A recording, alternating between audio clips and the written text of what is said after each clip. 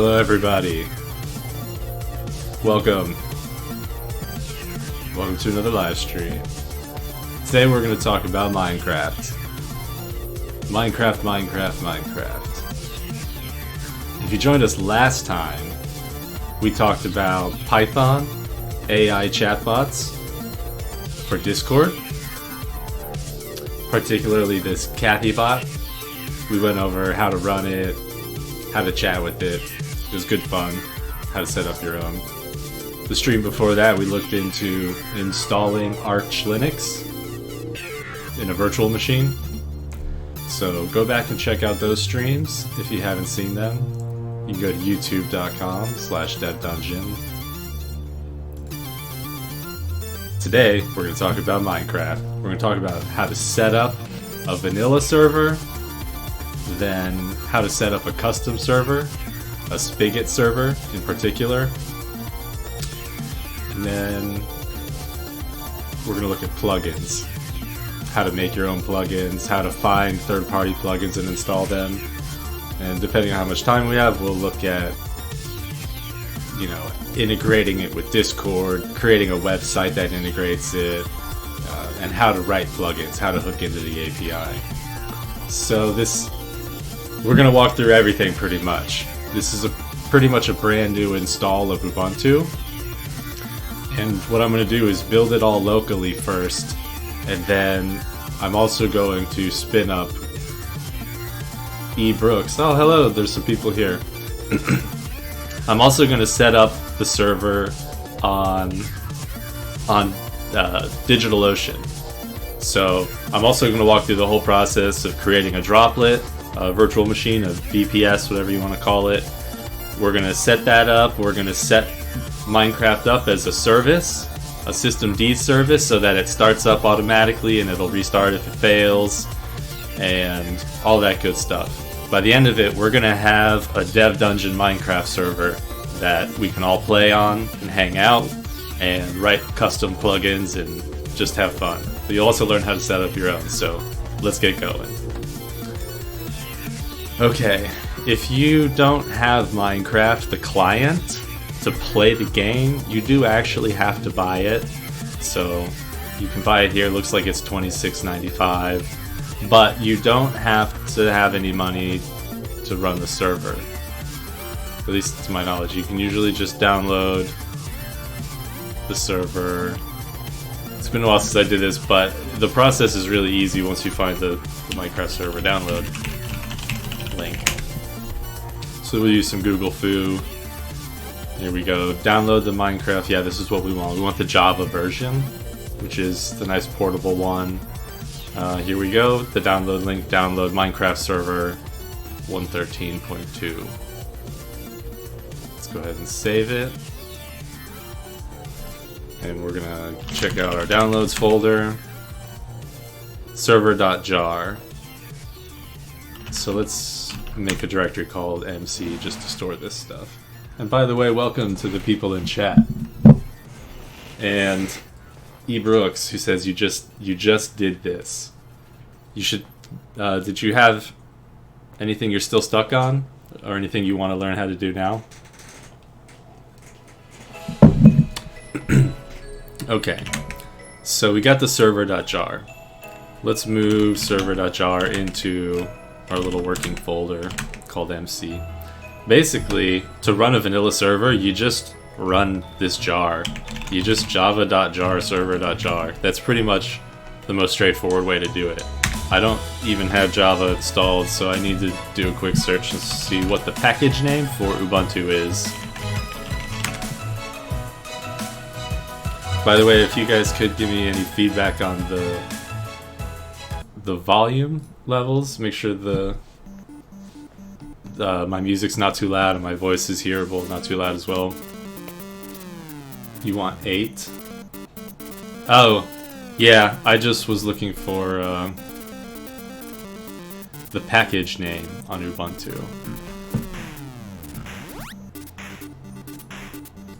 Ubuntu Java package name.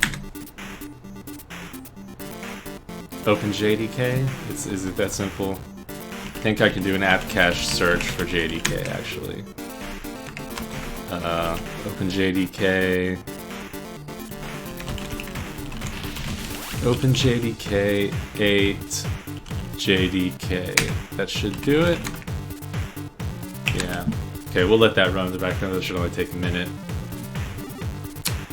So then we'll run it. They give you some extra options here. So you can just run it with java-jar, but I guess my computer's running slow because it's doing all this. I'm having trouble selecting to copy. There we go. You can't do java-jar and then run the server, but the XMX, that'll set the memory limits, so you can specify I want to give it a gig here or I want to give it 2 gigs. No GUI also just specifies it doesn't need to load any user interface because you're running it from a terminal. So, just to show you you can do it this way, java-jar server.jar. Now I also need the client. I need to download the client. And I haven't bought this.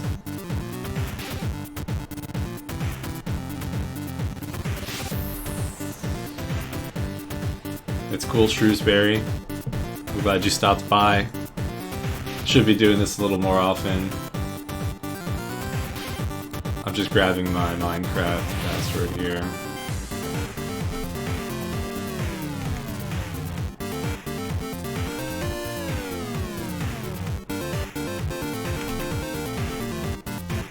Motorcycles.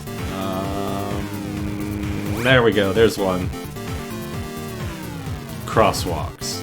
You guys help me out here. I think that's what you call those things. Download for your distribution. Let's just show download. Download for my distribution.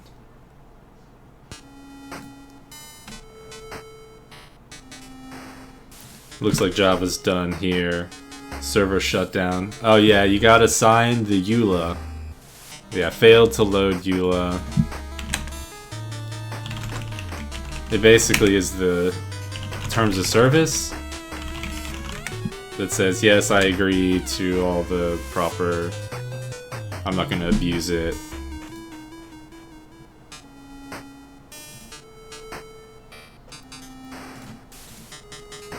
Okay, so let's edit the EULA real quick, and you basically just have to set EULA equals true. EULA equals true, and then it should be happy to run the server again.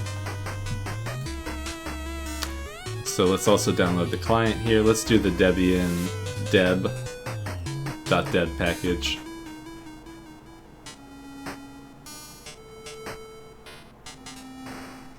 Oh. So it does actually have a GUI. If you don't run it with the no GUI flag, you actually do get a pretty decent interface. It tells you how much memory it's using, it gives you the log over here, and it gives you a player list. You can even probably run commands in this little box here. Very cool. I didn't actually know you could do that.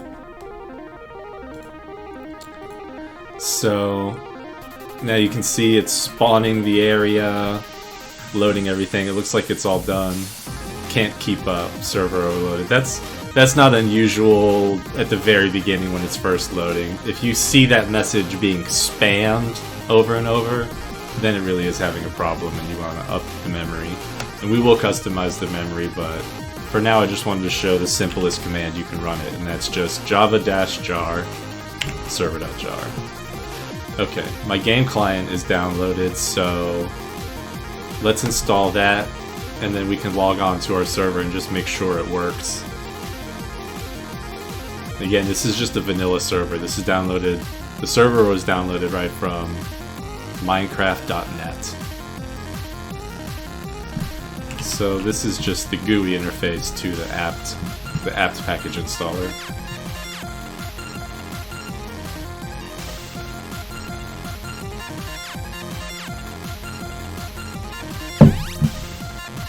By the way, we have a Discord server.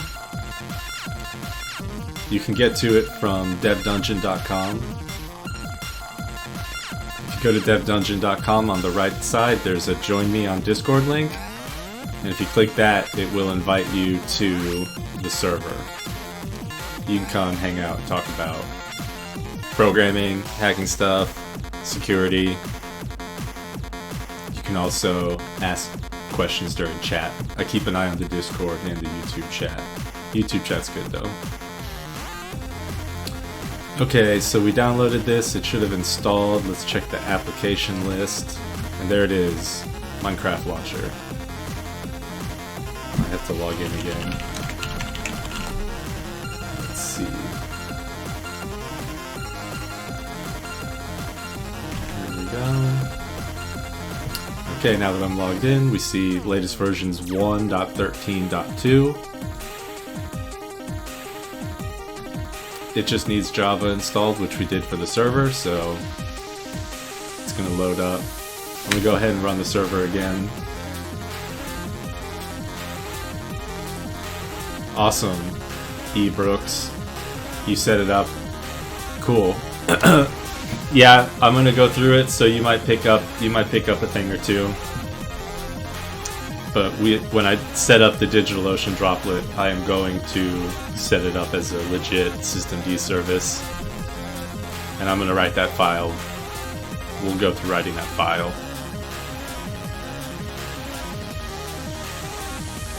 Look at that little Duke in the corner. What a slick icon.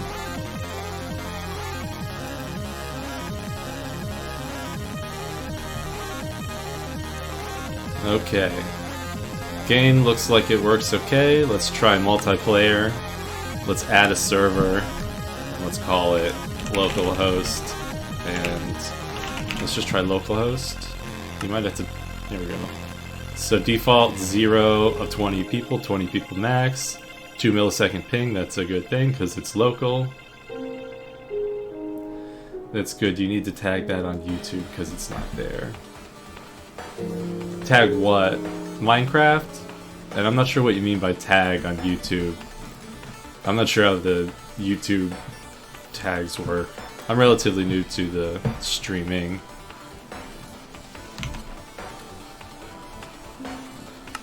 Wow, my mouse is going crazy in there.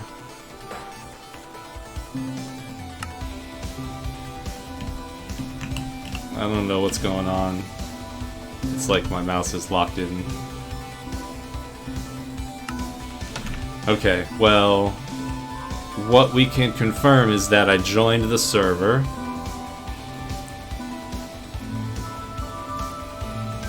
And if you look in the GUI version, we can see the same thing. And you can see where they joined from with their IP address there. I think you can kick people, so I think I can just... Yeah, that's how you do it. /kick Dano was enough to kick me from the server. It tells me here I was kicked by an operator. That's okay. We'll just try again. Hopefully this jerk admin won't kick me this time. Yeah, the mouse is spazzing out.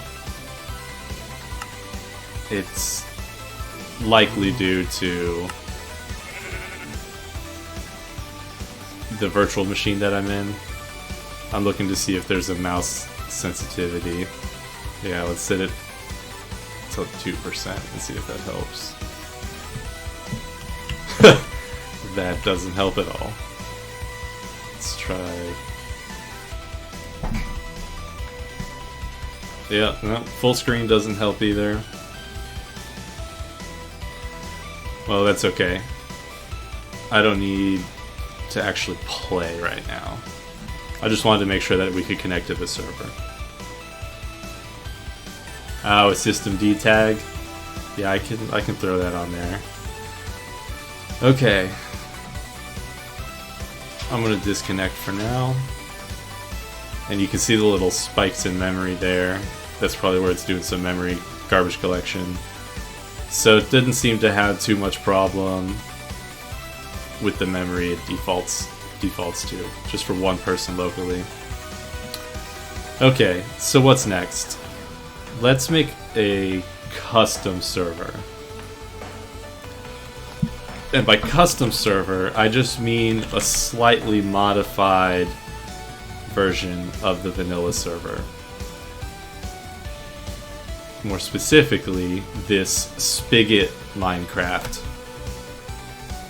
And so they have built some tools that will download the server.jar of whatever version you want, and it will decompile it, modify the code, and add in some hooks so that you can build plugins, and then it will recompile everything with these additional hooks, and then you can run the server pretty much as normal, except there's a plugins folder where you can drop in all of your plugins that you want to hook into the game. So we need to download the build tools. Oops. Let's just mouse over. We want spigot/build tools. And so this is their Jenkins page for their build tools. And on the left are all the builds, so we can see there was a build from January 4th. That must be their latest version. It looks like the build was good. So if we click on the specific build, we'll see build artifacts, and we'll see a build tools.jar. That's what we want. Build tools.jar is the whole package that will build everything we need.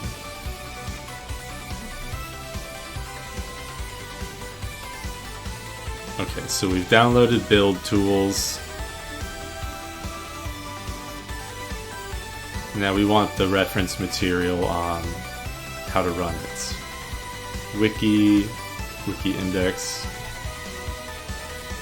choose category, we want spigot, installation,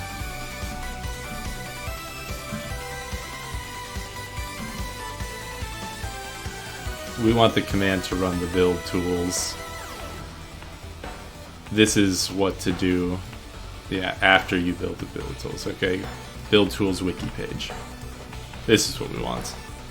Running build tools. I'm going to bookmark this one. So spigotmc.org/wiki/build tools. Here, okay, we've downloaded the build tools already. Keep watch, yeah, that's okay. Here's what we know, that's a download command. Open your terminal and run. Okay, yeah, you can run it without any commands too. I know you can add commands, so the command here is java-jar buildtools.jar. That will run the build tools jar as an executable. You can give it a flag to tell it, --rev. So if you want specifically, it defaults to the latest stable version, but if you want to go back, or you want the newest one that may not be formally released yet, it's in beta, you can specify with --rev. So it'd be java-jar build tools --rev 1.13.9 or whatever. So let's go to the downloads where we have the build tools. Let's make a dir called spig and move build tools into that. That'll be our working directory for building the custom server. And then we just want a java-jar build tools.jar.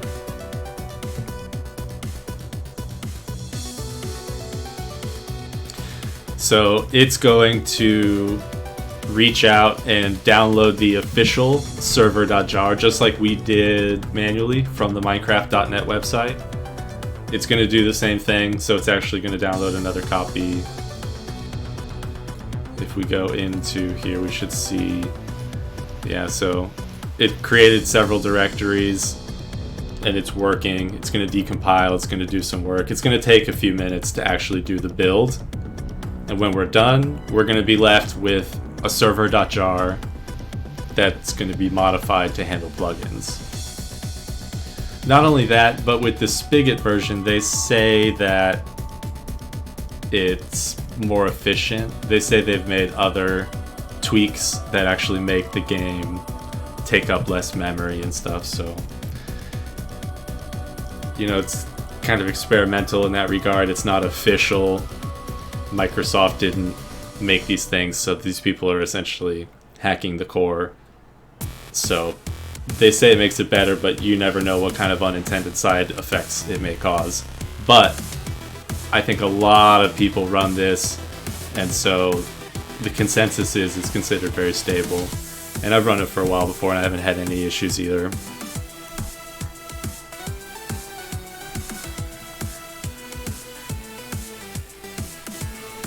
So it's actually cloning the latest build tools and everything too. So you see it's downloading Spigot, the bucket. Now might be a good time to clarify the difference between bucket and spigot and craft bucket.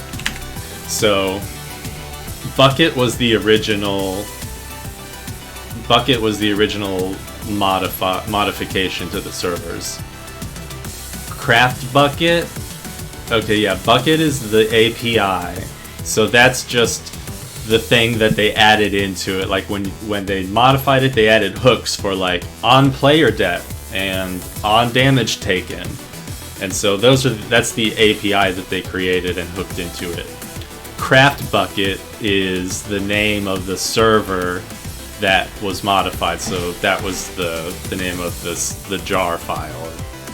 Spigot is essentially the evolution of bucket. It's built on top of it, and it has the further enhancements that we just talked about.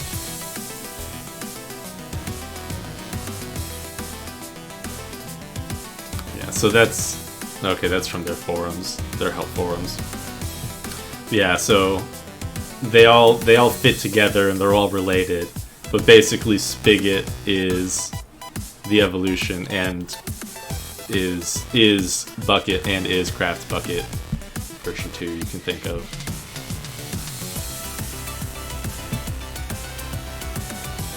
So it's still building. It shouldn't take too much longer. It's not going to take an hour or anything. Okay, so after we get that going, we're going to want some plugins.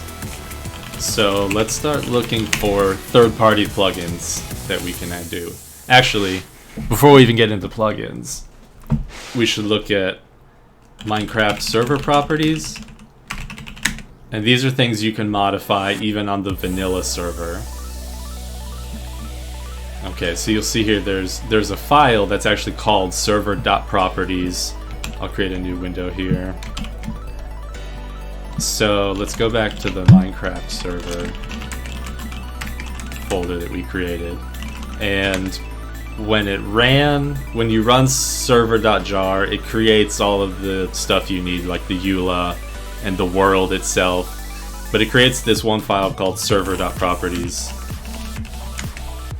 And in server.properties is where you can customize all of the values. Tick time. Game mode, where you can say whether you want it to be creative versus survival, difficulty, spawn monsters on and off, PvP enabled or enabled, hardcore mode, max players, so you might want to customize, increase or decrease that. You can change the port, spawn NPCs, so you can see there's a whole bunch of options here. Enable cron, and you can change the message of the day, which is what shows up when people search the server and join the server.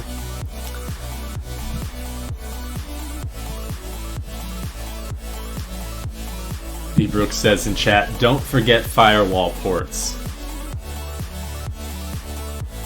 Looks 25565. I had fat fingered the port number. Bad deal. Make sure it is 25565.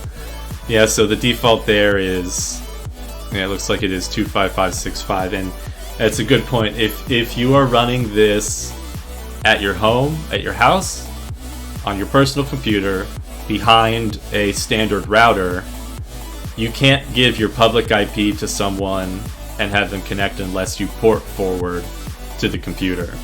So you can go up and you can say, you can Google what's my IP, and you'll get websites that'll tell you what your IP address is.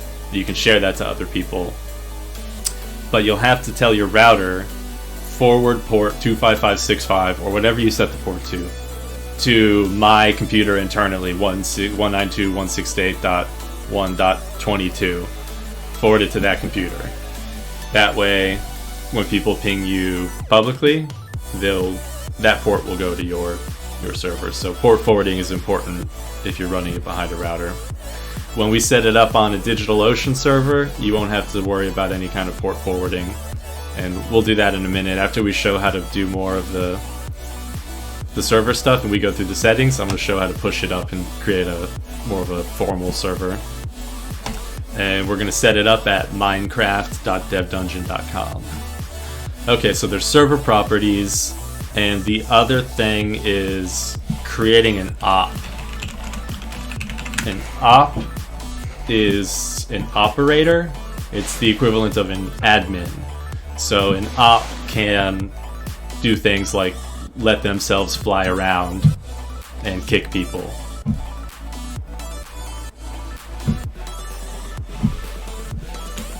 And so the command, I think, is just /op.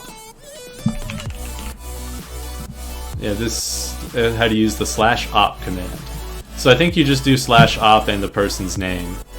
So the server's not running at the moment, but I will try it out in a minute. But it looks like there's also ops.json. So in the ops here, I can probably just put my name like that because it's a list. And if there's somebody else out there, I could probably opt them. But you can also run the op command into the server console, either in-game from the client if you're playing around and you have op yourself, or from the server console. We saw the GUI a second ago. If you run server.jar, well, let's do the spigot one now. So I'm gonna move spigot into. Okay, so all we need is that spigot jar, and we're gonna move it into a totally new directory in our home directory. Okay, so this is the equivalent of running server.jar. It's just the modified server. And this one, I guess, is going to pop up the GUI too. Oh, I need to do the EULA. Oops. True. Just set it to true. We run it again.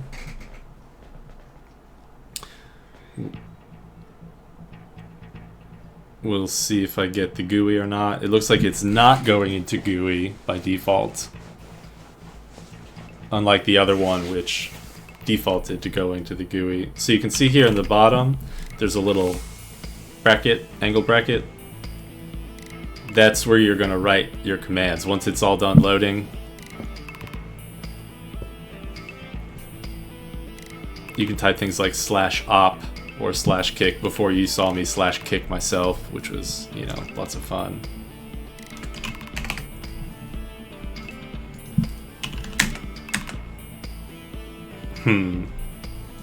It's not accepting my text. Is it still loading? Or is it just being moody?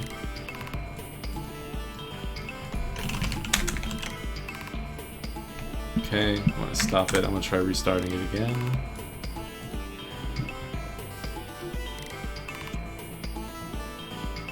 What is that error? Some error popped up here.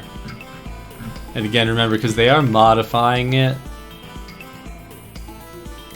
exception handling console input.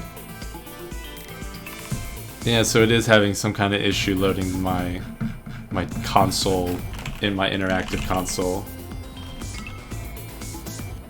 I'm gonna try something because I use Z Shell, big fan of it, but I'm just curious if maybe if I run it in Bash, if it works any better.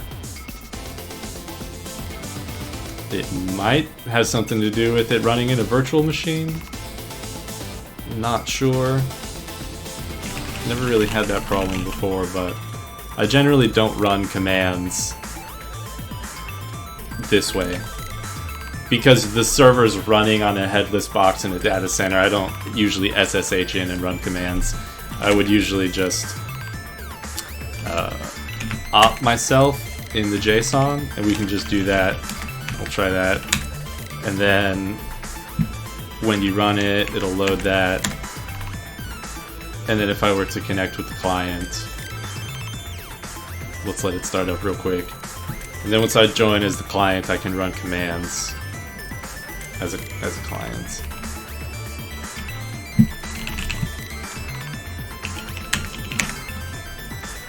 Back to the game. So let's try, I don't know, the command for fly. Plugins. Okay, so /plugins lets you know what plugins are installed. There aren't any. It looks like they have some nice autocomplete now. That's really useful. Like you can even, well, okay, I'm not gonna play around with all those, but so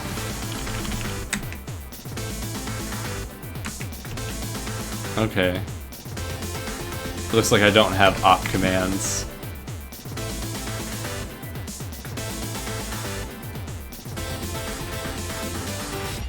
/dop. Okay, so you can op and deop people this way. I'm not going to get too hung up on that, but I am going to see how you do the ops.json.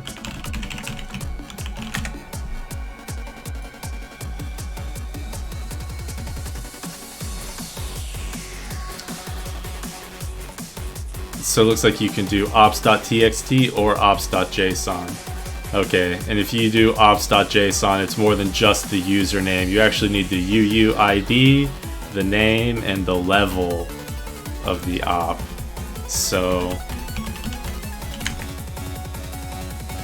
okay, I wonder if this one still supports. Oh! It's like it didn't save it. Maybe it tried to read it and it was like, what is this garbage? I'm gonna replace it with something I can understand, an empty list. But let's try ops.txt and see if this one still supports that.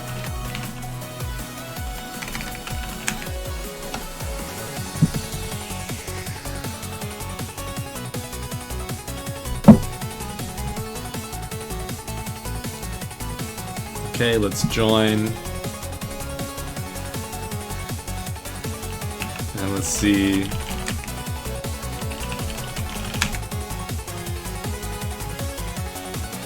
No, it doesn't look like it works.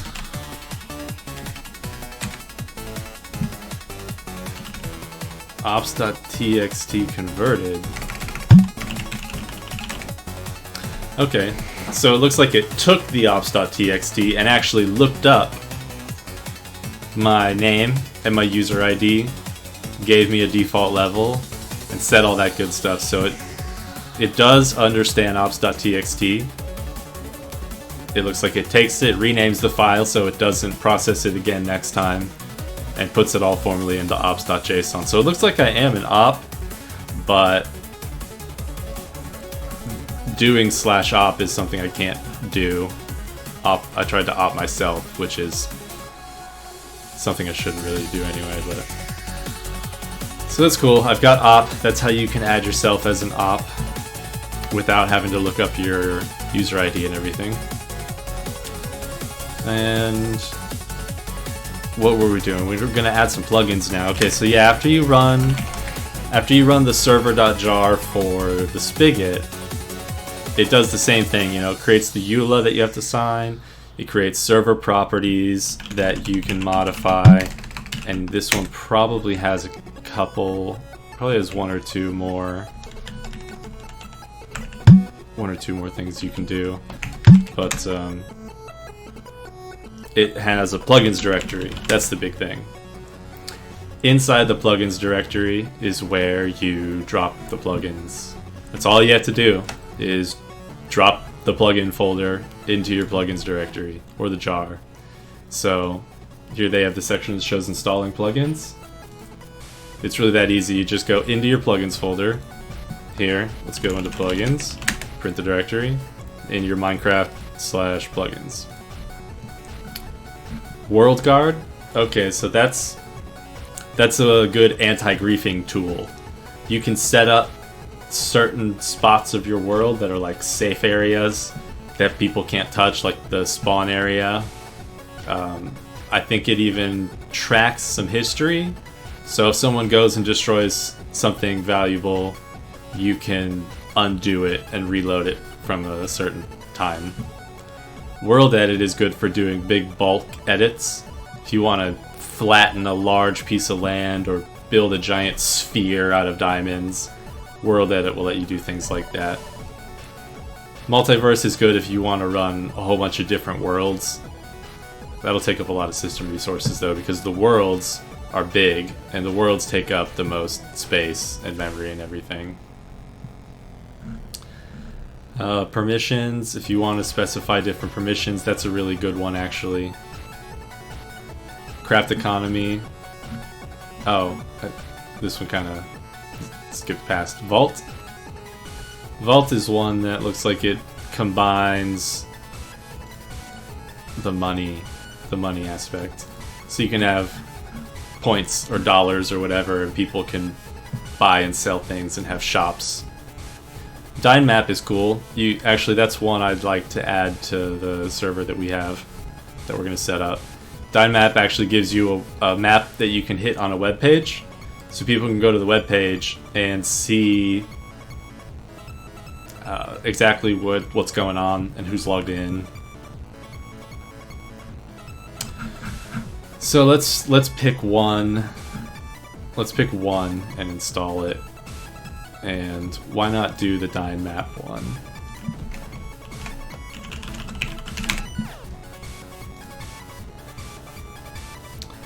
Okay, so we just searched for Dyn map plugin. We found it here on dev.bucket.org.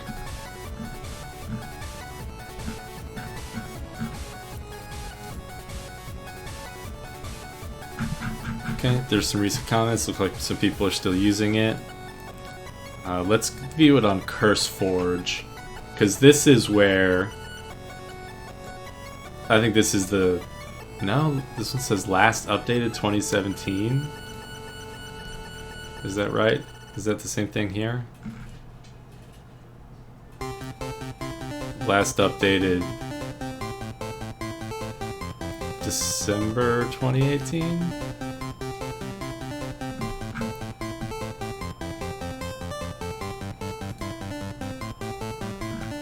What version number is it? Game version 1.11. What's the plugin version? Well, this was the top one. Let's just try it out. I don't think it's changed that much, so I don't think it matters a whole lot. Okay, so we downloaded the jar. All we need to do... I think I can just do this. No. Okay, I want to do that. And I think that's it.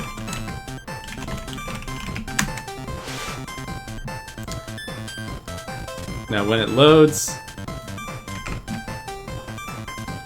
it'll load the plugin during this whole startup process, and you should see a message on the left. Yeah, there we go. Right here, Dyn map. Enabling Dyn map. Dyn map is disabled. Unsupported platform. I wonder what the problem is there. It might be the version of the Minecraft server. It might be Linux that it's saying is unsupported, which I doubt. Let's see if there's any obvious answers here.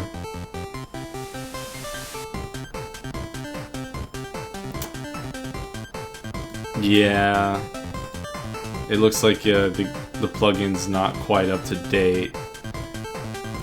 So let's find another one to test out.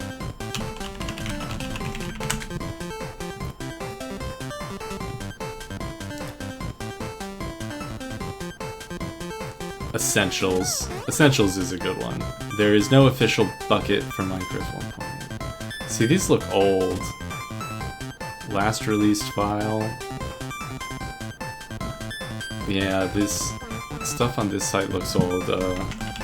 Minecraft plugins CurseForge. I think these are the latest versions. Admin tools. Essentials. Last update, July 2016. And it's the same README. There's no official essentials for 1.8. Let's try it out. It probably doesn't need to change since 2016, but let's check it out. Okay, there's the 4 files.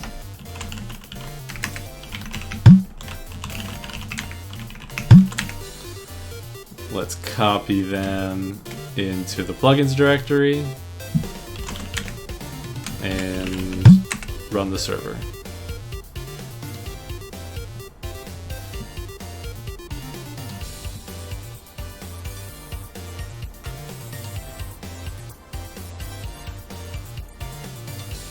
Okay. Enabling Essentials Protect.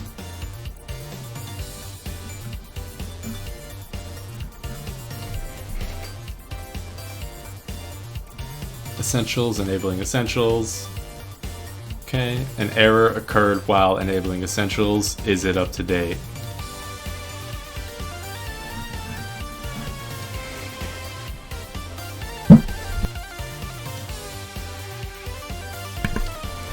Just because it had, yeah, it was an error. It might have still loaded.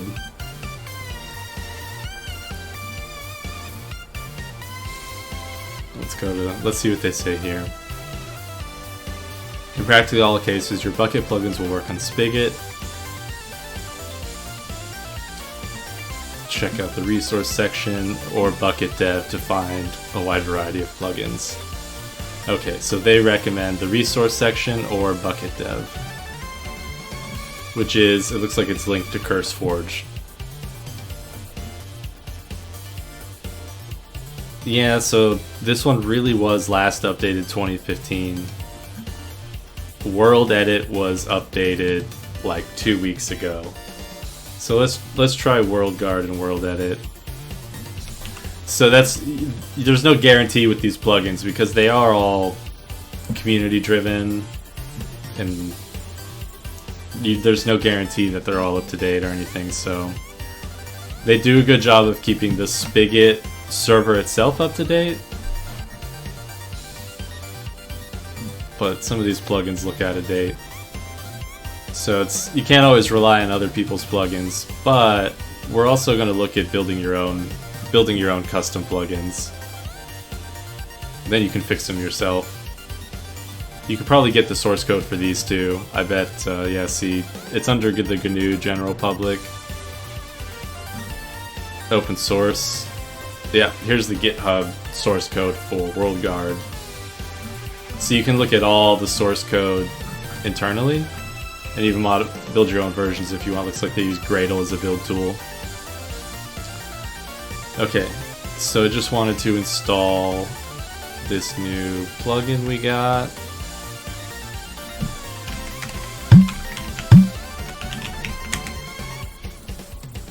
World Guard. Let's get rid of these other ones for now. Just World Guard. And we'll get rid of Essentials too. Okay, so there's usually commands that go along with it. I'm pretty confident this one will load without many problems. Okay. Features. Download. I want the commands. Documentation. World Guard. Protect your server from a number of problems. Block fire spread, lava spread. Flag areas as no PvP or no TNT. Assign ownership to areas so only select individuals can build. use a number of useful commands. Okay, there's a section on commands. Here we go. Commands /God. Okay, that's the first one we're gonna go try. Oh man, my mouse is spazzing out again. /God. Unknown command. I probably don't have the permissions. Let's see here. So I might need to install the permissions plugin as well. Oh, there it is, permissions. Permissions in WorldGuard supports WEPIF, which supports a few built-in permission systems. Okay. We're gonna have to dig into the permissions then, which is not a problem. But before I dig into all that, I'd like to set up the server and get it set up on the internet so people can start logging in and playing on it at least, and we can have a stable server and at least have accomplished that part. And then we can look more into customizing it, getting the permissions set up, and then building custom plugins. So I'm gonna jump over to DigitalOcean.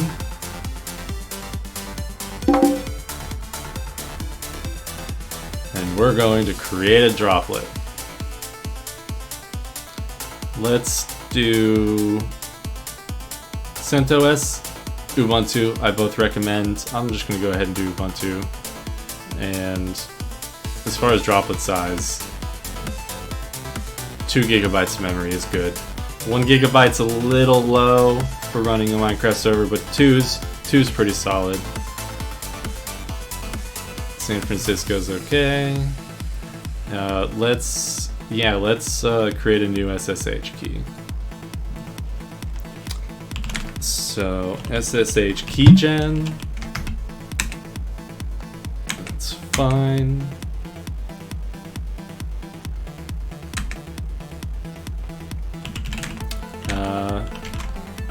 Let's see, cat my public one. I definitely don't want to do my private one.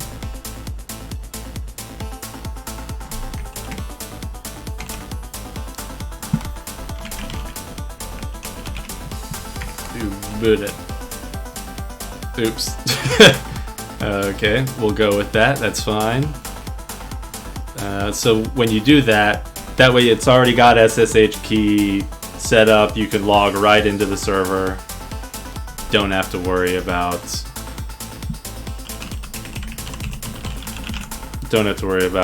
passwords, any of that.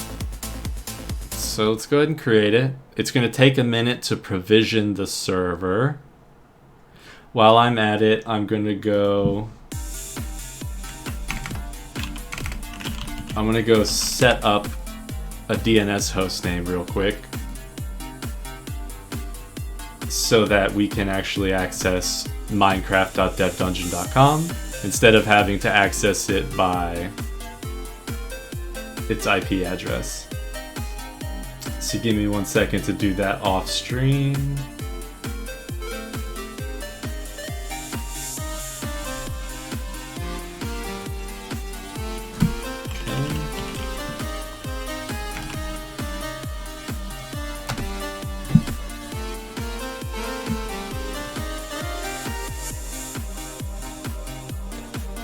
This shouldn't take too long. It should be pretty smooth to run the same process we just did, and then we'll set up the systemd process once we do, and that shouldn't take too long either because I've got some templates for creating systemd service files, and all we'll have to do is basically drop in that java-jar command. Okay, I need to create a new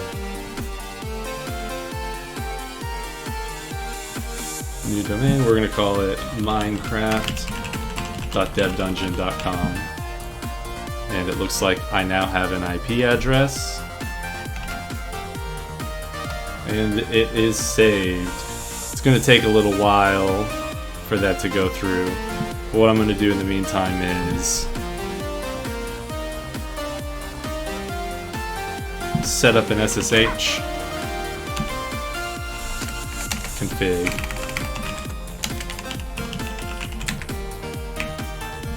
I need to look up a template real quick.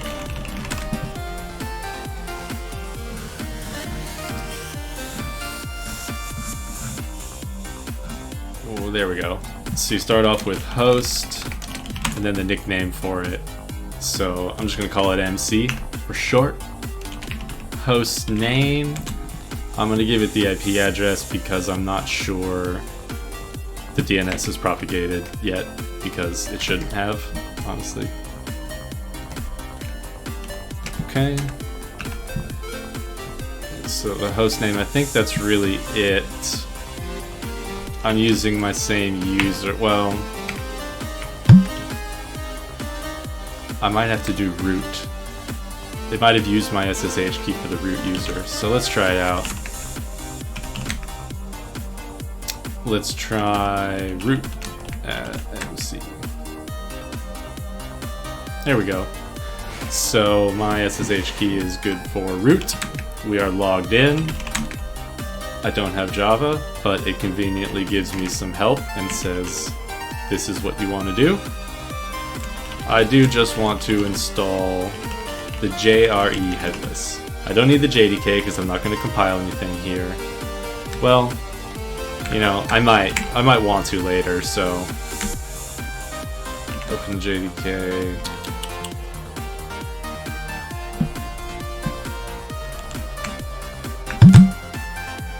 What did I install here?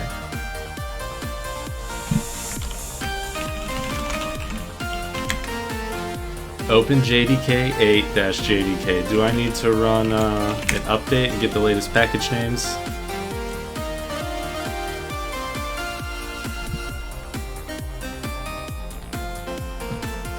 Hey, Kamenko TV. Welcome. I'm hosting my MC server on Heroku, but I don't have AWS to store data. Thank you, Kamenko.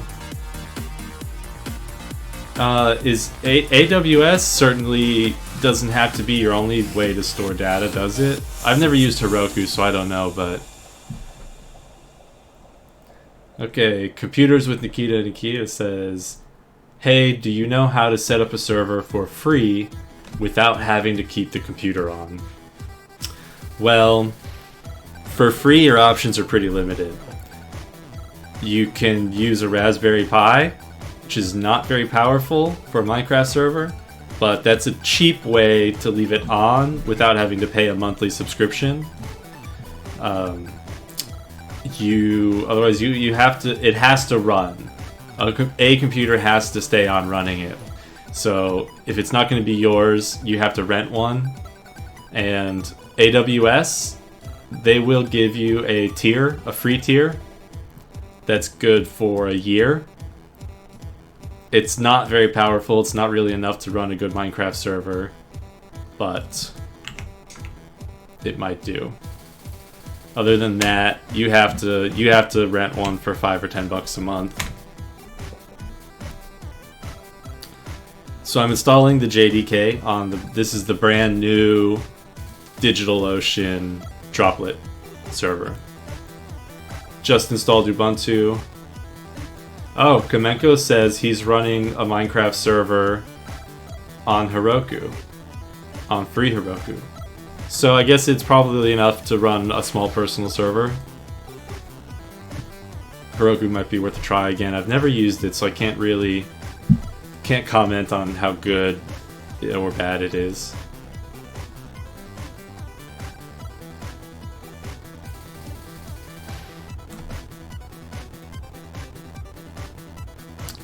Okay, we're gonna let this, it's still installing the JDK, it's already 60-something% done, shouldn't take much longer.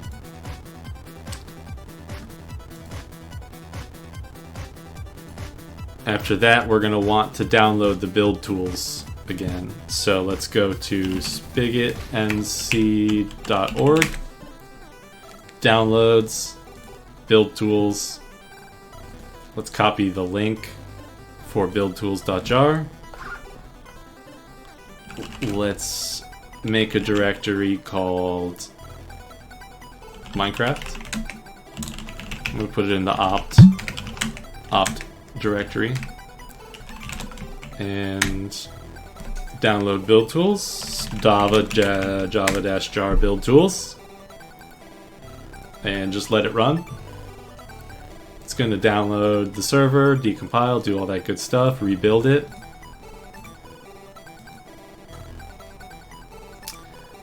Okay, we're done with this one. I think we're done with that. So I do have a tutorial on systemd. Oops.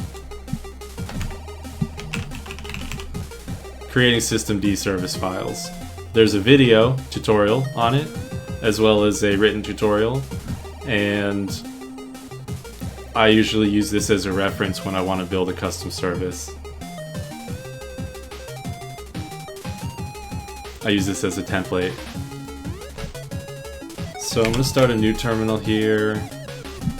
I'm going to go ahead and tmux this one up.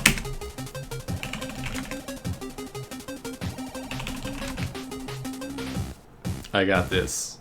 I got this. Okay, yeah, I want to install tmux, please. Thank you. Can we play in your server? Heck yeah, you can. As soon as it's up in like a minute or two. That's why I'm making it. I would love for people to hang out and play and hack on it. We can make some custom plugins. No, you're not distracting me. This is what it's all about. It's about hanging out and being social while we're actually learning and doing something too. Hopefully the DNS will propagate soon too, so you can just connect to minecraft.devdungeon.com. In fact, I'm going to give it a ping and see what I get. Yeah, no, it's pointing at something totally different. It had a 104 address. Okay, so I got another terminal open. I got my tmux. Now, I want to update my config.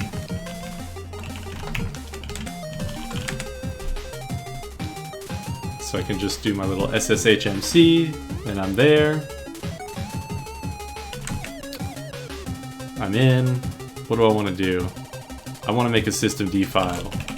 I want to go into the systemd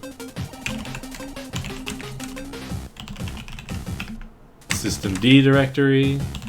Systemd system, this is where all the files are. And actually what we can do is push D, yes, okay. Let's go into here and make our service file in here, and then we'll just symlink to it. That way we've got all our stuff linked up together. Minecraft.service. And then we can do this and just fill out all the information we need.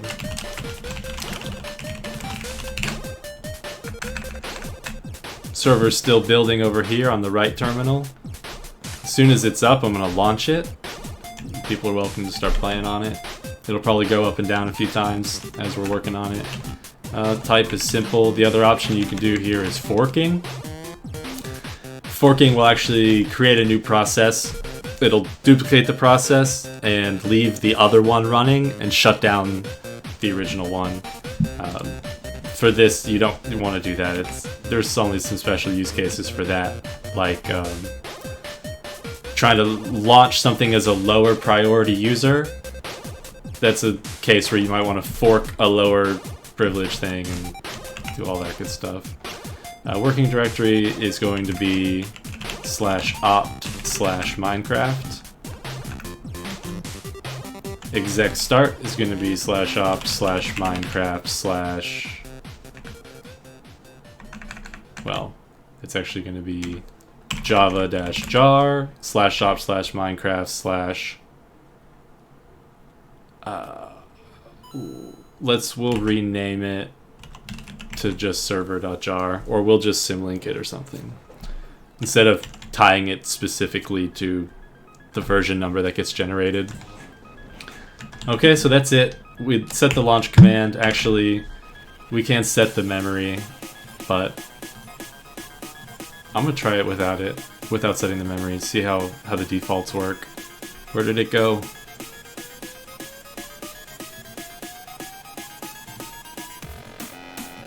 Okay, just save the systemd service file, and then we can do a symlink. Oops, man, I always get this mixed up. Okay, target and link name. So we want to ln-s minecraft/minecraft service 2 /etc systemd/ system. Is the server 112? No, the server is going to be 1.13. Oh, I guess it is. It's 1.13.12, if that's what you're asking. I don't know. You can see the version number on the right side as it scrolls by real quick, and we'll see when it's done.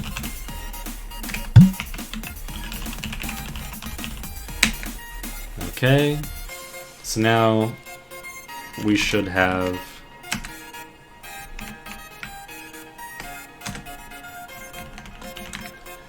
our service. Yep, we've got our service file here.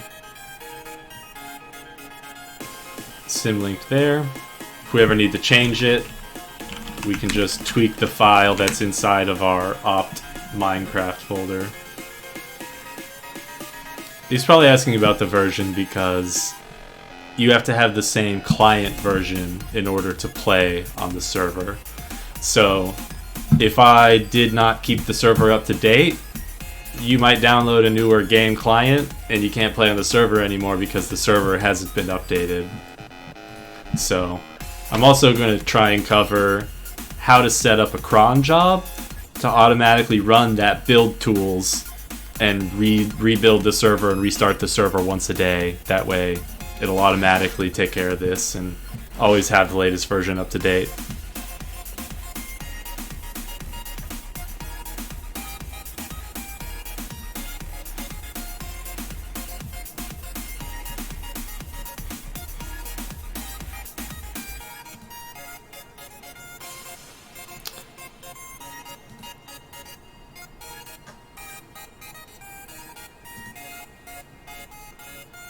Okay, still building over here on the right. It looks like it's almost done. What I can do, I think I can go ahead and enable the service, even though it's not quite ready yet. I can enable Minecraft.service. You don't have to do the .service, but it doesn't hurt. And when I do that, it's not systemctl. So that's going to create the symlink so that it will automatically start the server when the computer reboots. Now, I'll still have to tell it to start if I want it to start now. Just enabling it basically turns it on to run automatically, but it doesn't start it immediately. Okay, so the server version, to answer your question, is 1.13.2. And it's all ready, so if I do java-jar spigot 1213, it's going to load. It's going to tell me I need to sign the EULA.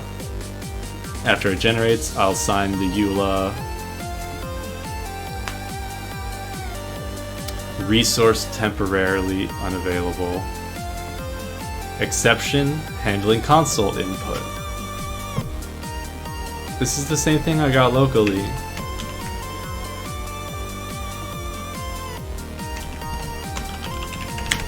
Let's see if there's any comments here about that. It looks like it actually errored out and quit. Maybe I was wrong. Maybe it still ran. It's okay if it doesn't. If it doesn't like the console input, that's fine. You don't have to run commands that way.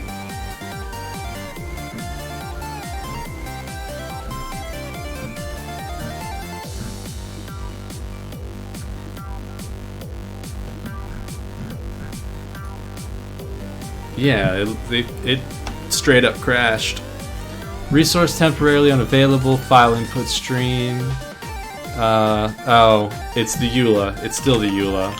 I just didn't read the right part of the message. That's why I couldn't read the file. On what hosting server? DigitalOcean. This is a DigitalOcean droplet.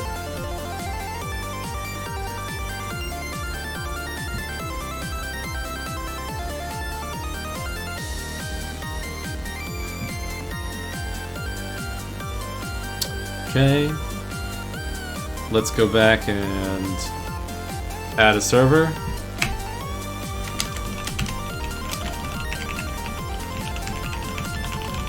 I still don't think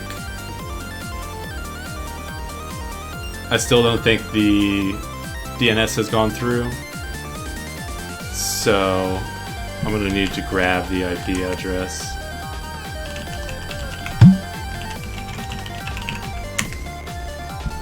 One 104.248.219.164.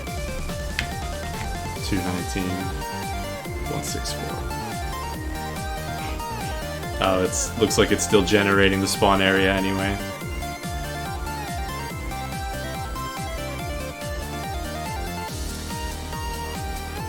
Doesn't Spigot do the thing where 1.3 clients can join 1.13.2? I'm not sure. It might do that. I'm not aware that it does. If it does, that's pretty cool.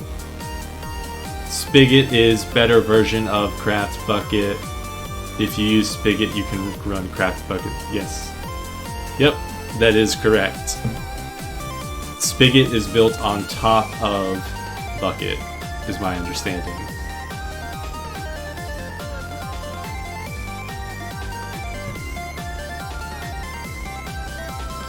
Okay, spawning area is almost ready. It's done. Let's refresh. Oh, it looks like the DNS did work. So this one is just set up as minecraft.devdungeon.com, and it looks like we can join.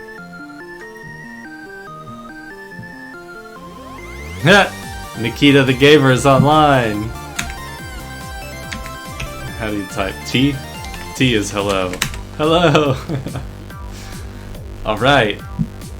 I still can't play on this. I can't play in the virtual machine. It really hates my mouse.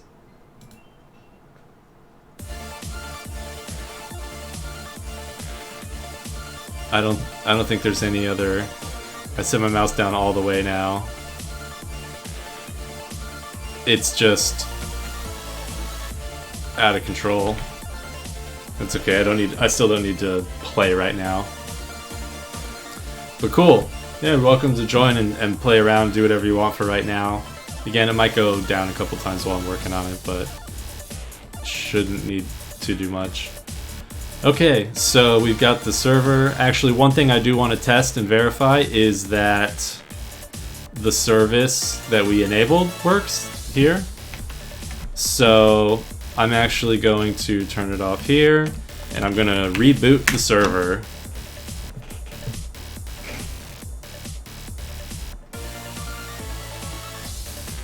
I'm going to reboot the whole server and make sure that it starts up by itself when the server comes up.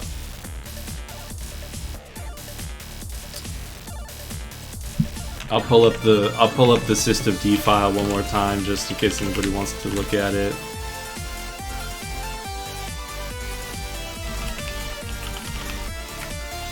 Oh, this is my local.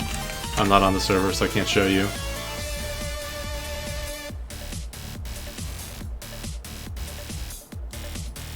Okay, so what else do we need to do? We set it up.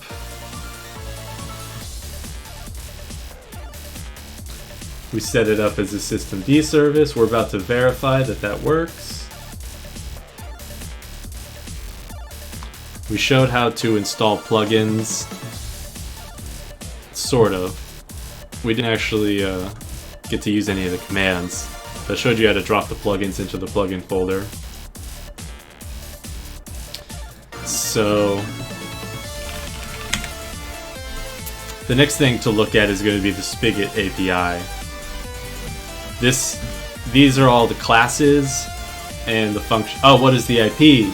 The IP is minecraft.devdungeon.com.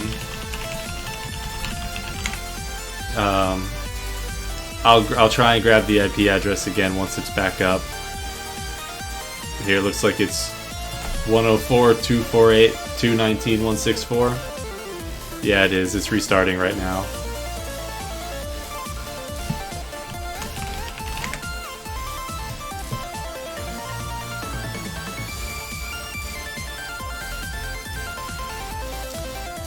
Yeah, so it's still going to give it a minute to reboot.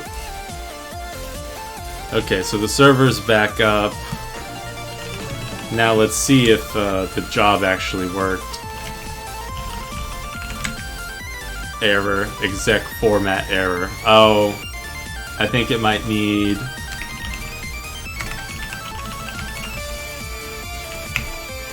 It might need a... exclamation? Or not an exclamation, I'm sorry. Quotation marks? System CTL daemon reload,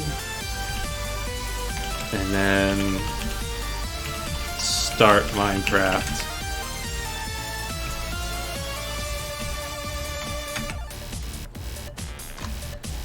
Oh, what is this error?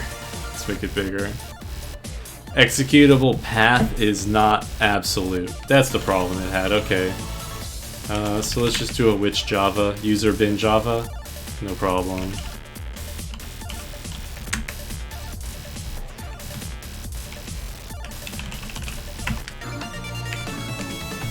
User bin Java. Now let's see if you work.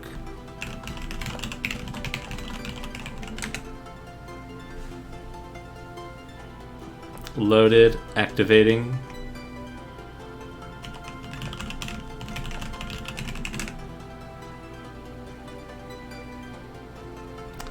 Start request repeated too quickly.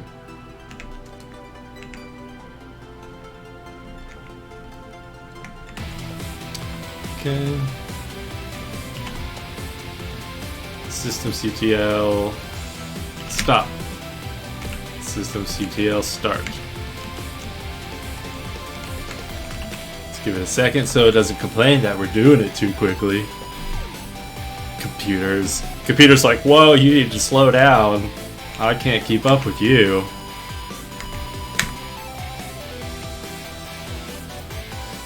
What's the problem here?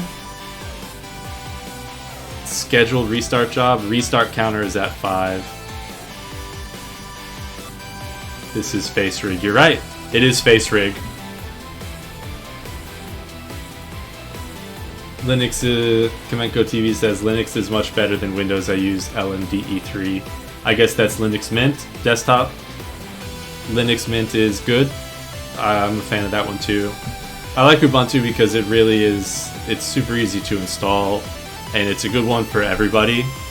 So to make it more accessible to people to follow along and stuff, I like to use it. Otherwise, I do like Arch Linux. Okay, so I need to check the error messages.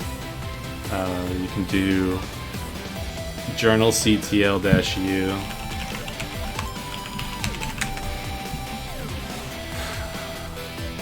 Failed result with things. Let's check something. I know, yeah, so the wiki does have a systemd file.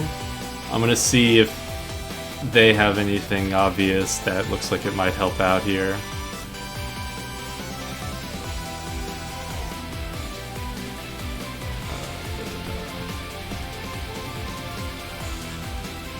No, nothing in particular.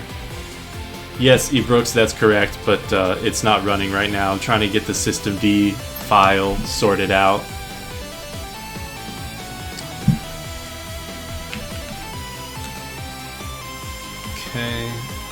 let's try starting it again, checking the status. Yeah, this is what's going on. Failed to start. Let's see if there's an error message in our Minecraft server. So if we sort it by time, yeah, there's no log file there that looks like it's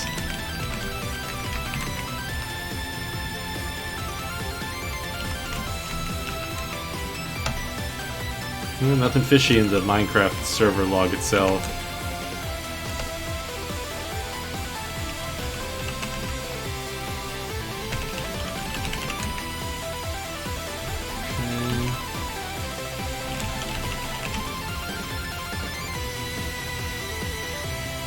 Oh, derp, derpy derp. The server is not called server.jar. It's called spigot 13.2 jar. I forgot to do that part. So let's try it now.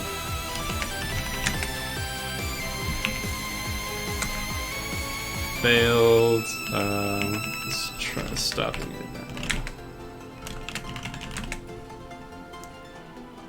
Status loaded. I think I might need to do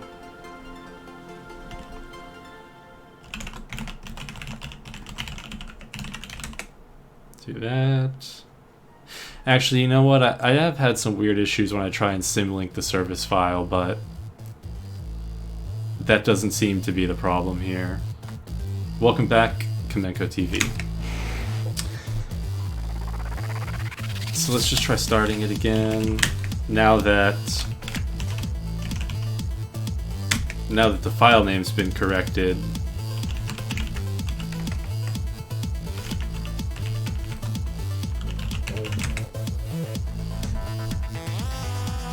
Yeah, so the latest message just says scheduled restart job. Maybe I just need to give it a second. Check on the status.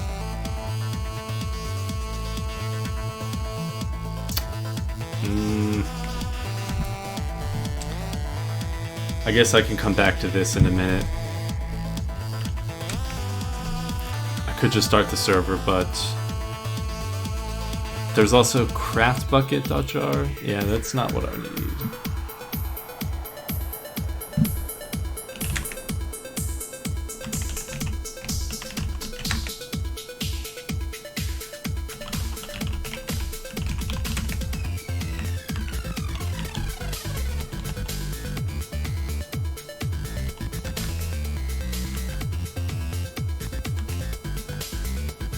Oh, you know what? There's no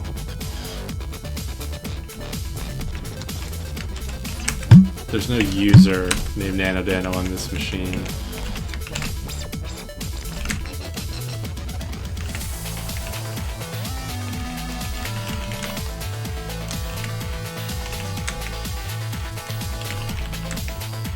Yay! That was it.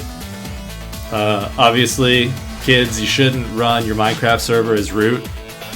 So what I'm going to do is add a user called Minecraft.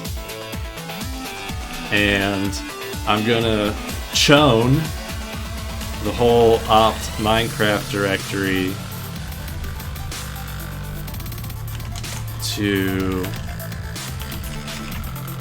root Minecraft. That looks good. And then I'm going to chmod 775/op/Minecraft. No, I did not assign a memory max admin.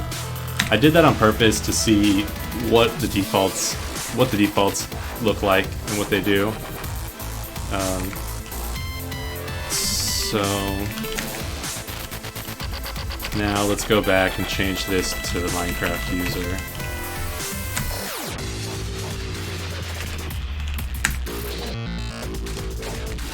Okay. Reload. Start. Let's status. Alright.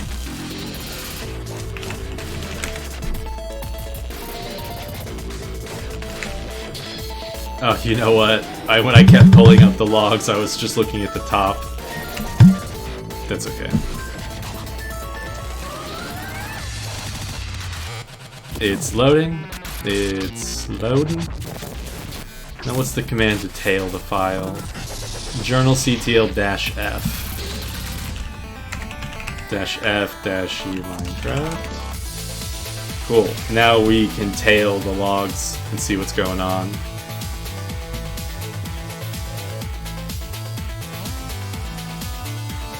Now if I refresh, the server is up. Now for all of you that are about to join, I'm about to rain on your parade. I'm rebooting the server.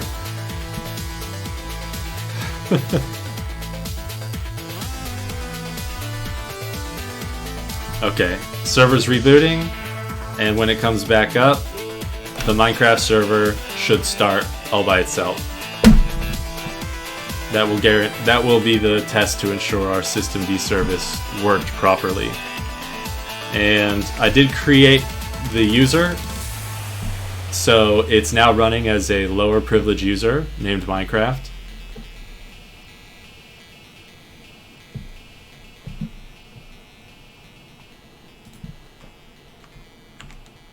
Twinkle Toes. I get what you're saying now. I finally understand. Twinkle Toes. Well, sorry, Twinkle Toes, but you're just gonna have to wait a second till it comes back.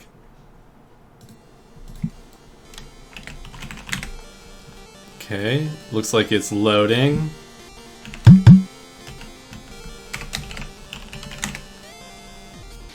Yep, server is booting up.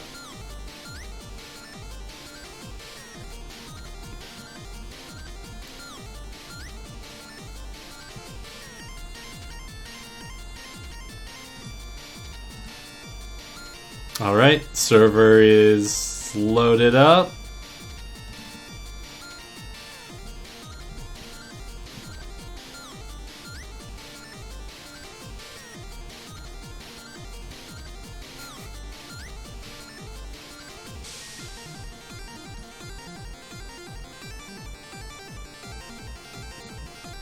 It's not unusual for the first load to take a little while.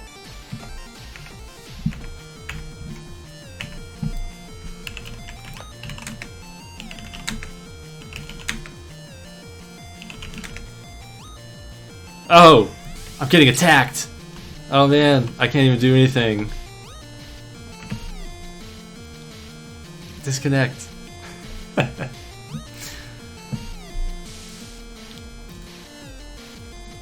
Okay. Yeah, you guys go ahead and join. It should be up. Unknown host. Okay, if it's giving you that, I'm gonna give you the IP address.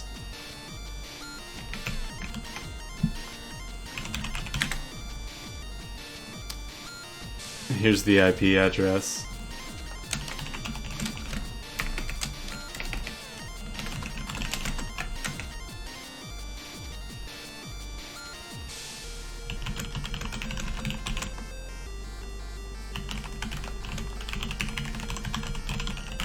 Okay. Okay, so yeah, try that IP address if the server name's not working for you yet. DNS is probably still propagating everywhere. Okay, okay. So, what have we accomplished so far? We learned how to set up a vanilla server. We learned how to download the Spigot build tools in order to build a custom server that will allow plugins. You just run java-jar on that buildtools.jar file when you download it here. That will give you the output file. In this case, it leaves you with a file called spigot.jar. I just renamed it to server.jar. And then you just run java-jar server.jar, and you've got everything good to go and running. Instead of Hey, Mythic, welcome. So instead of just running the server manually, I created a minecraft.service file. This is the service file you use to set up. I have a tutorial here on creating systemd service files, and this is the template that I used. All I did was replace the user, the working directory, and the executable name there. So in this case, we set java-jar server.jar. And then from there you run systemctl enable, systemctl enable, then systemctl start, and you're good to go.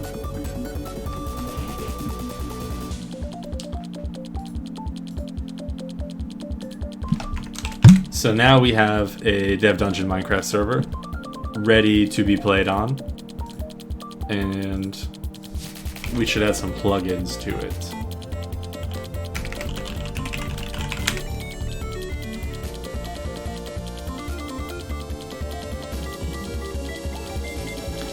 Vault is an economy/permissions plugin. So the permissions is kind of an important underlying thing that a lot of other plugins use. It essentially is server cracked. I'm not sure what you mean by that. When it comes to the permissions, they're essentially like ACLs for the server. And so you can create very specific permissions. Like every plugin has its own set of permission values. In this case, this Vault plugin has vault.admin, vault.update. Nikita, I don't know the answer to that. I've never tried, and I've never asked that question about it, so I can only say try.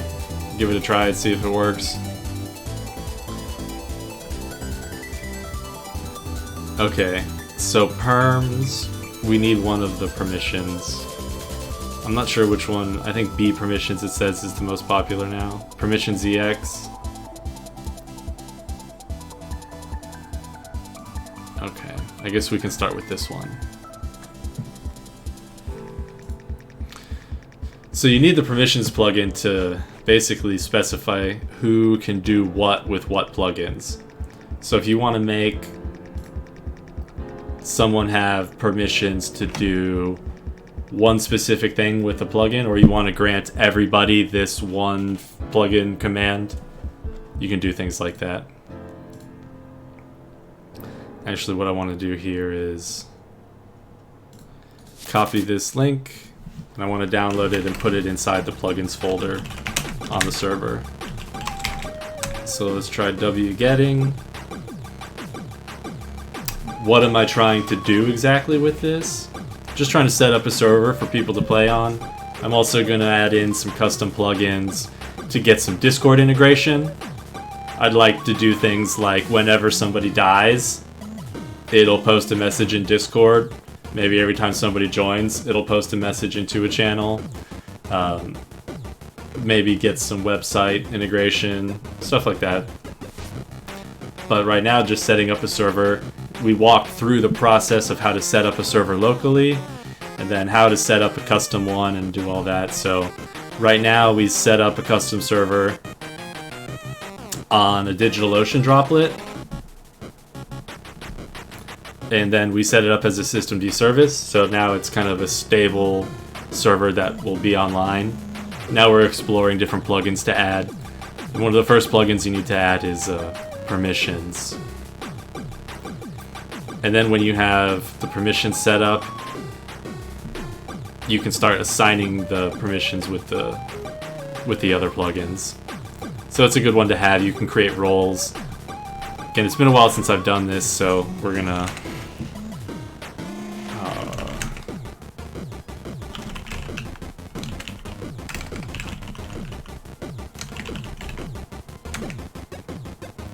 okay.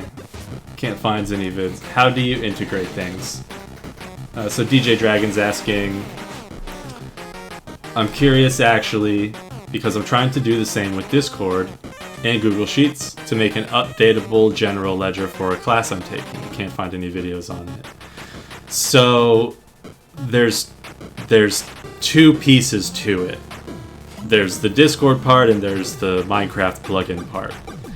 Basically, it depends what you want to integrate with in the game. The API creates all kinds of triggers for you, like on death, on player join. So you'd basically just write a simple Java class that has a function that hooks into the on player join command, and then whenever that gets triggered, it'll run that function. So all you would have to do in that case is in your function use Discord to post a message, and you can just use a webhook to do that. You don't even have to have a bot and set up a bot. You just post to a specific URL and it'll post a message to your channel. So webhooks might be the easiest thing for you to do there. Okay, I need to restart the server to give this a try. Actually, what I'll do is test this stuff out locally. So I'll leave that server up right now, and I'll play with the plugins locally so I don't have to keep bringing down the public server. But your question about server properties, computers with the key, it is asking, does online mode equal false? It says online mode equals true.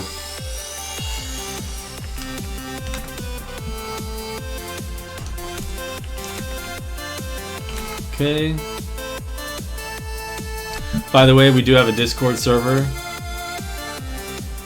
You can go to devdungeon.com. On the right, there's a join me on Discord.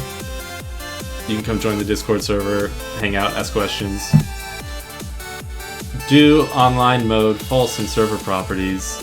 All plugins work fine, but you need to add auth.me plugin so users can register and log in. Is there a plugin called auth.me? Is that what it's called?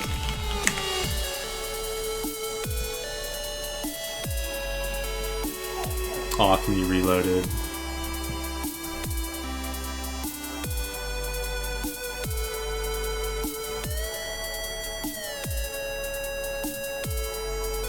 Okay, so it's for free accounts. Oh, I see what you're saying. Because they don't have an official login, you need a special plugin to register them. I'll look into that.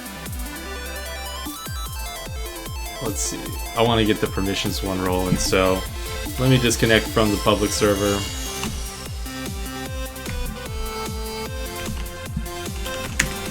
And let's go back to where we were. Let's move downloads Minecraft. Wait, we were in the spigot directory. Yes, big MC.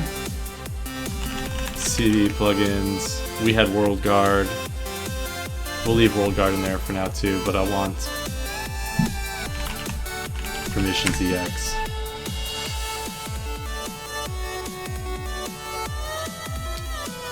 Okay. Go ahead and download the latest file.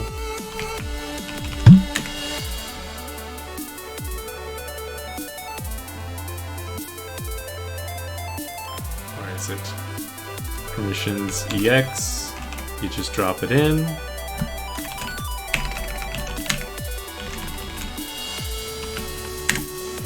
Let's give it a run. Where'd my Minecraft client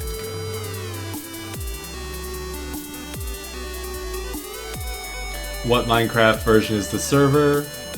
It is 1.13.2.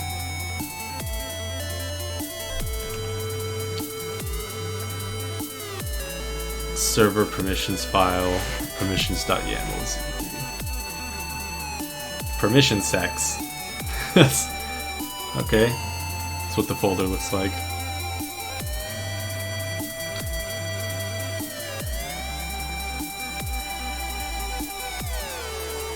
Okay, so we're gonna have to set up the permissions.yaml file, it looks like. Let's see if they've got some documentation. Yeah, here's the wiki page. Video tutorials. No, let's just features. Yeah, that's all good. I do want to do a MySQL backend, so I am going to do, I think it's MySQL-server is the package name. Yeah. So I'm going to install MySQL Server to do that. I might just use SQLite to save some time here, but okay, so that's good. Basics.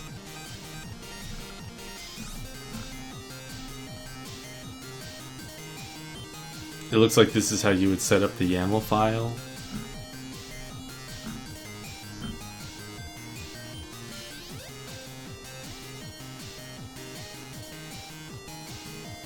Basic permission setup. /give will give someone permissions. They need the permission named bucket.command.give and is normally limited to players in the ops.txt file. Okay, so it looks like if you get op, I think you get like every command automatically. That's why these permissions things exist, is to give you some more fine-tuned permissions. Okay. PEX basics. Being based on the idea, blah blah, permissions, server. PEX supports both a file-based and SQL permissions. For the purpose of explanation and ease of visualization, the following example will be used. So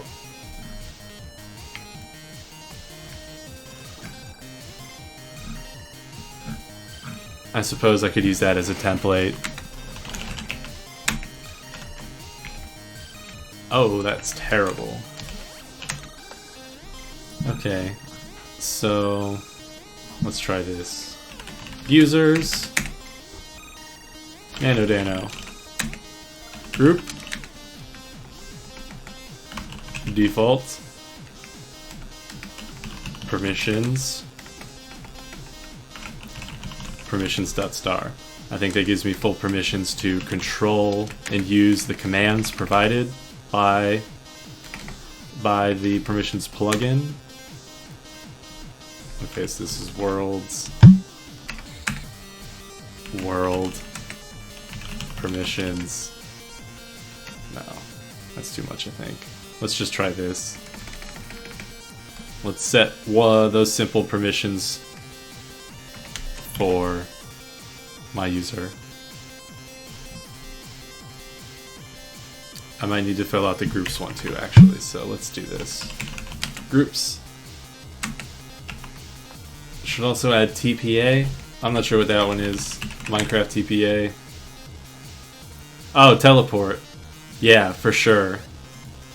But I think in order to do all that, you need the permissions. Then I can say grant everybody permissions for TPA. So groups. No. Groups. Default true. Permissions. Modify world. I guess everybody should be able to modify the world. Okay. And maybe later we'll add some admin roles or something. I just want to see if we can get the basics working. So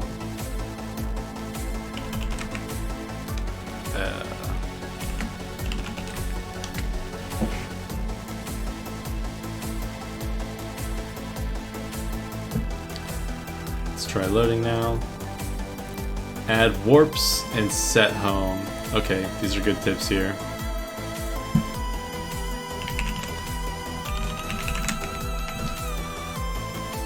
I think I'll go for the teleport one. Permissions node groups is invalid. Default key contained on node value. Okay, so it didn't quite like our permissions YAML. Yeah, it didn't like the default true. Default group setting. Maybe it didn't like the name default. I'm just gonna try deleting that line.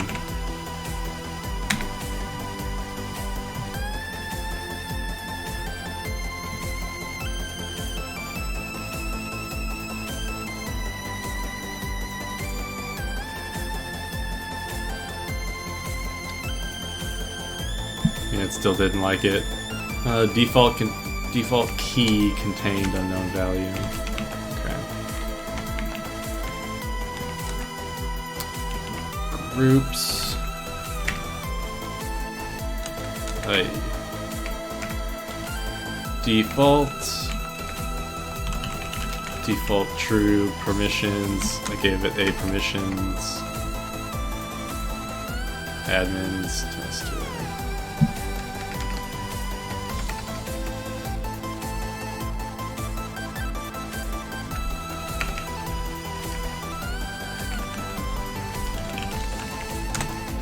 I'm not sure what it doesn't like about that. Group section, group name, default group setting, group permission settings.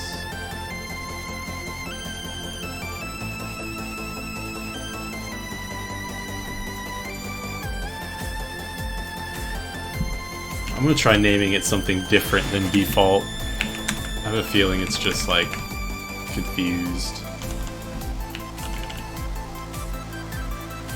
I'll call it general. The general group.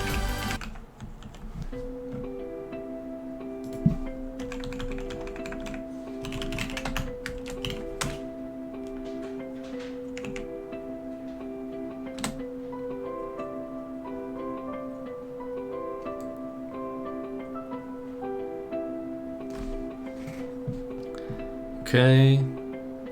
Crossing fingers. Okay. That worked. So let's try joining it. My mouse is gonna spaz out. Okay. So what are some of the permissions? Okay, so you can see the permissions commands are there. Okay, cool. So PEX will just give you the version. If I do /plugins, it should tell me, yeah, we see. Let's make this a little bigger. So if you do /plugins, it'll give you the list of plugins. It says there's one. So what were some of the commands that it added?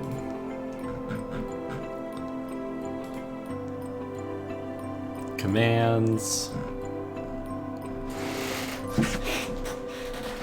PEX. Okay, so here's the permissions, for example, that you need to run each command.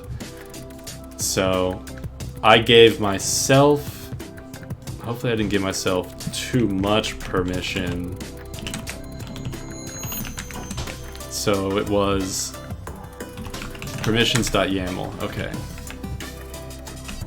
Okay, yeah, so I only granted myself specifically all of the commands that fall under the permissions plugin. And other than that, I get all my inheritance from the group, and the group general only has modify world, which should allow me to dig, basically. Now let's make sure that the permissions worked, and I have these. I guess it already did because I ran the PEX command, which is only available if you have permissions.manage. Okay, and then from here you can actually add and remove permissions from these commands. I'm almost positive. So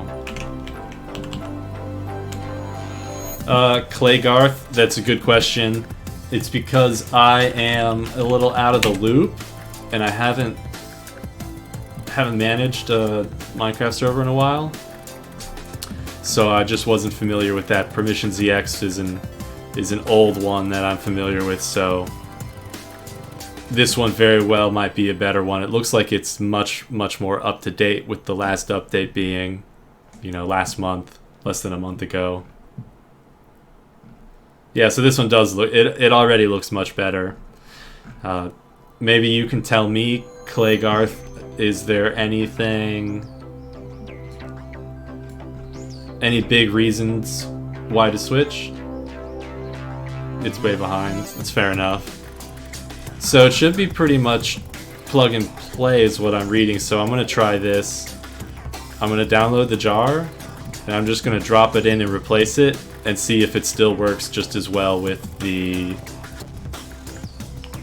same YAML file that I've got.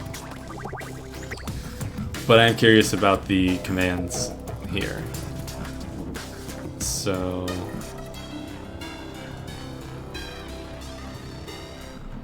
does it have some documentation?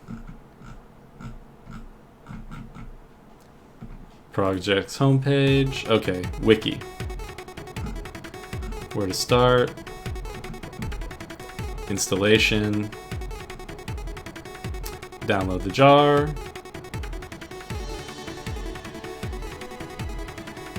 Plugins, luck perms, config.yaml. Okay.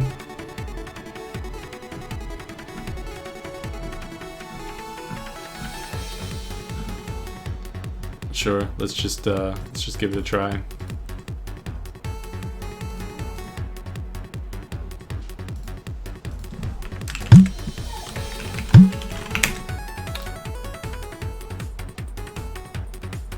Luck Perms even has a web GUI. Nice. That sounds really useful. Cool. So downloads luckperms.jar. Let's drop that. We'll delete permissions ex and permission sex. Let's give it a reboot.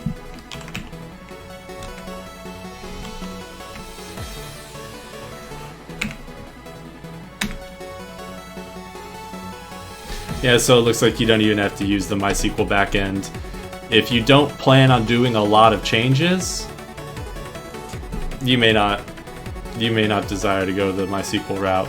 If you really want stable backups and you want to make lots of changes to the permissions very rapidly, then I'd recommend going that route. But if you just got some static permissions, the YAML file looks like it's quite good for just doing that. So Claygarth says LuckPerms even has a web GUI. Yes, drop-in replacement. By default, LuckPerms uses a .db. That's probably a SQLite database. And you can only edit perms through the web GUI /lp editor. I like to edit perms in the command line, so I changed LuckPerms to use YAML to store permissions. Interesting. So it looks like it doesn't support the YAML out of the box.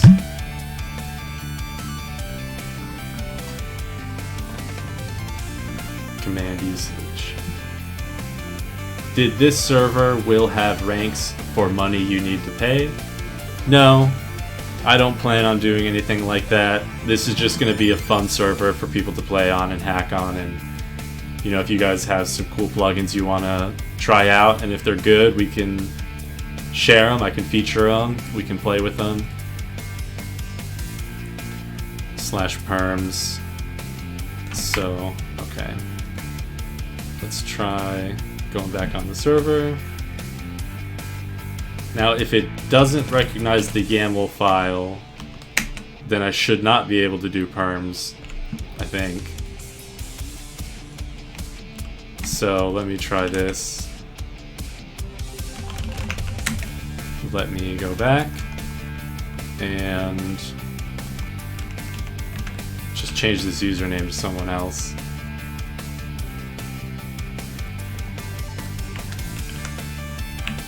So if I restart the server now,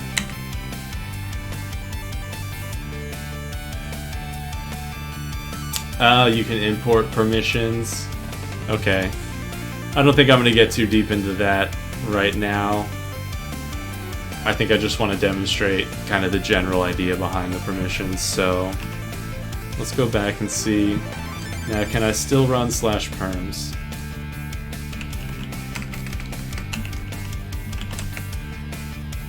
Yeah, it looks like I can. Perms import permissions.yaml. Is it gonna let me do something like that? Oh, don't mind the dog. She just wants to kill a cat. We're just not gonna let her kill the cat. Do you have a plugin list? No. Not particularly. I don't have a specific set of plugins yet that I'm gonna set up, but gonna make some custom ones, particularly Discord integration. I don't think we'll have time to cover that tonight, but maybe tomorrow we'll finish up doing some Discord integration and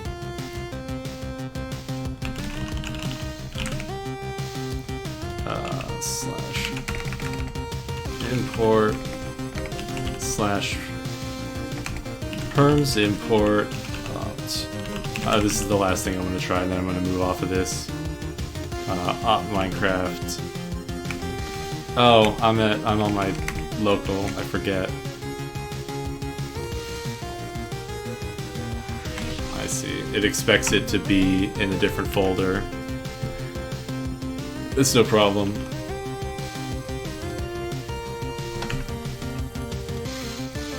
Shrink this window. So, the important thing that I hope you guys learned is how to install the plugins. I'm actually going to switch back.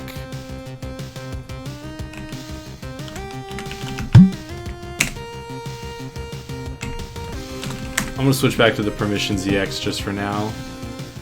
So it actually seems a little bit simpler with the YAML file there.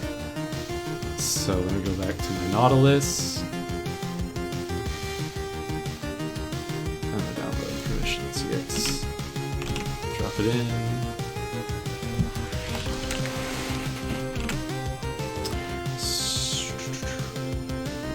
Then I just want to run it again.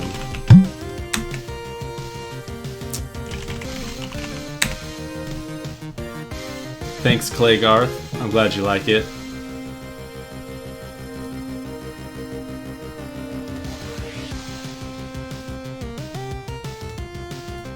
So this is happening again. Failed to bind port. Oh. I think I have it open in another window. That's the problem. I had it open in a different tmux window, so the port was already bound. Okay. So, now that we've got the permissions installed, I want to go back to the world guard.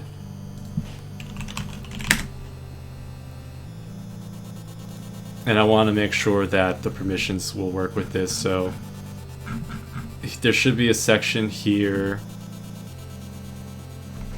Oh, command book and craft book. Those are a couple ones that I think are good.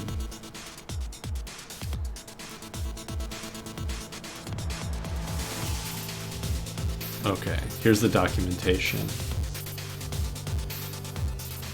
Permissions. Okay, here we go. WorldGuard.God. So, if I go back to my game and I do Pex, I get my permissions again. Now if I do /god, it says unknown command. So what I'm going to do is go edit the permissions YAML. And I want to add a new permission for myself. I'm going to give myself worldguard.star so I can do everything in WorldGuard. It looks like you need to do things like heal, slay, locate.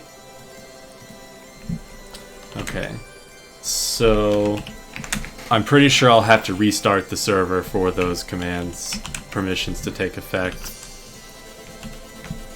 And just to make sure, I do have WorldGuard actually installed. Yeah, WorldGuard. Okay, let's restart it.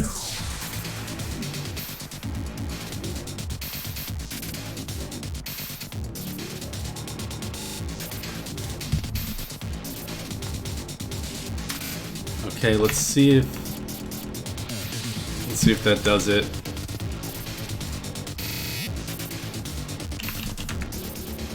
Okay, it was /God.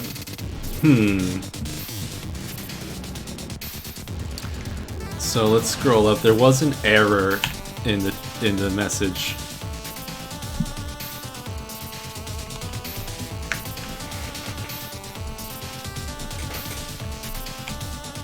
Okay. Could not load plugins WorldGuard. Invalid plugin exception. Resource temporary. That's a different one. It just says it's got some problems. Class not found. I bet it's got a dependency that I forgot. Dude, that's effed up. What's up, Dano? It's Zephyrus from your Discord. Awesome, man. I'm glad you stopped by.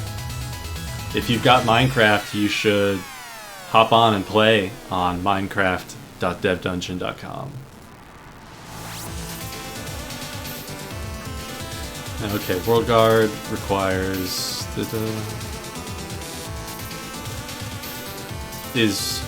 the other requirement is the World Edit bucket plugin. Okay. I think that's the other piece I was missing. 2 to the 3rd player on your server are hacking. What exactly do you mean by that? Let's see. World Edit 7 beta. Let's give this one a download.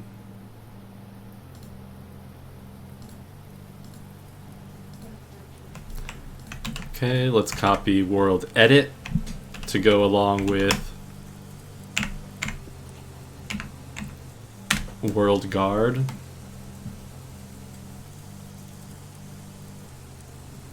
Well, just remember I can kick you from the server, so keep your hacking to a tolerable level.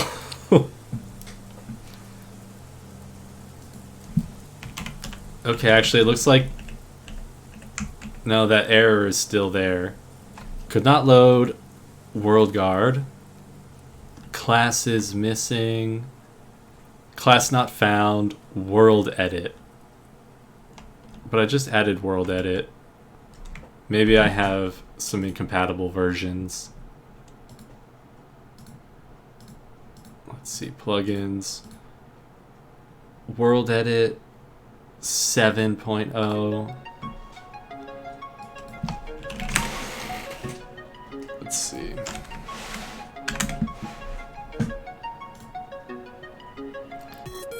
Okay, I'm gonna download the 7.0 beta to pair with it. So WorldGuard and World Edit 7. Uh-oh. You can do it, computer. Whoa.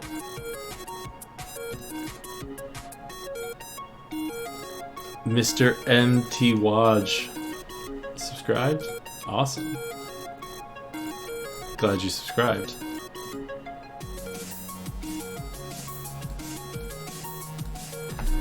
Okay. The download didn't work. There we go. Oh, okay. Let's delete the old WorldGuard. Now we've got World Edit and WorldGuard 7.0.0 beta for each. Hopefully they should be able to sync together and have the correct class dependencies.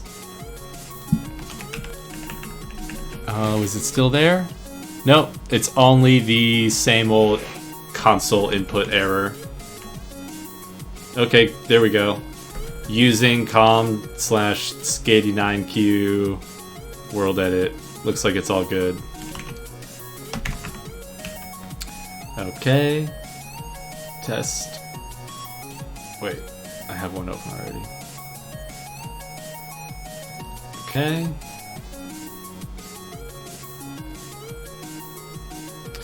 So, permissions. Can I do God mode now? I can! Ungod. God. Great. That's all I was looking to do. Good night, folks. God mode enabled. Okay. So let's recap a little bit on what we just did. So the first plugin that's kind of an underlying factor was the permissions EX. And once we had the permissions.ex installed, you can set up the YAML file. And it's basically like setting up ACLs. Join the server. Okay, I'll join the server in a minute. I can't. My mouse is all messed up in the virtual machine, so I have to log in outside of it. Let's see. Okay. So you make the YAML file, and you give the permissions either to. Now wait a second. I set my permissions to this other user, NanoDano1, so I should not have been able to do the world guard, right? Something's not right, but Ebrooks, good night. Good night, thanks for joining. Computers with Nikita /spawn. Do you know the name of the plugin for that? For the spawn plugin?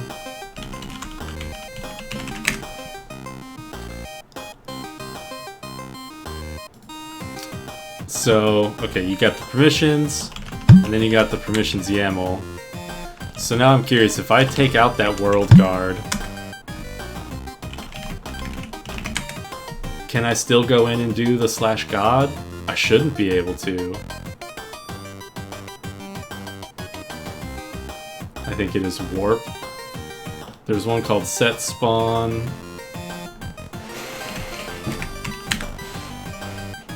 Easy warp.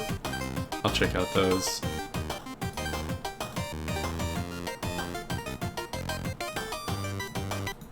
Okay.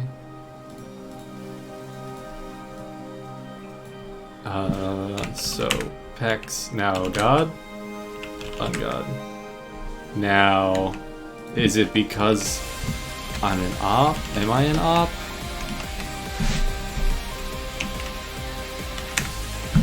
If I do ops.json, I am still an op. So let's actually remove ops.star. Well, okay. I bet that's why. So I still want to make sure that the permissions work right. I want to verify they work right. Because I should not be able to do that /god according to the permissions.yaml. So I think it was because I had the op that I was able to. I basically had global permissions to do anything. So I removed op. So I should do that. I should not be able to do this one. Good. No. Perfect. Perfect, perfect, perfect. So now, if I edit the permissions and I do worldguard.star and I restart it, then my user should be able to do all of those worldguard commands like slaying and god mode.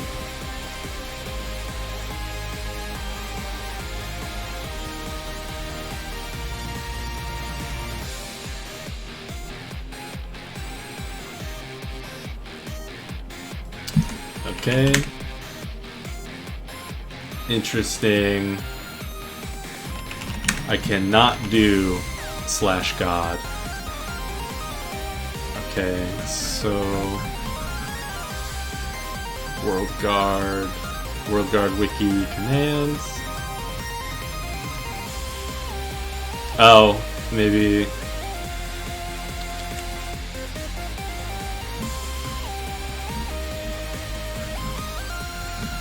Let's go to the permissions section and check out permissions.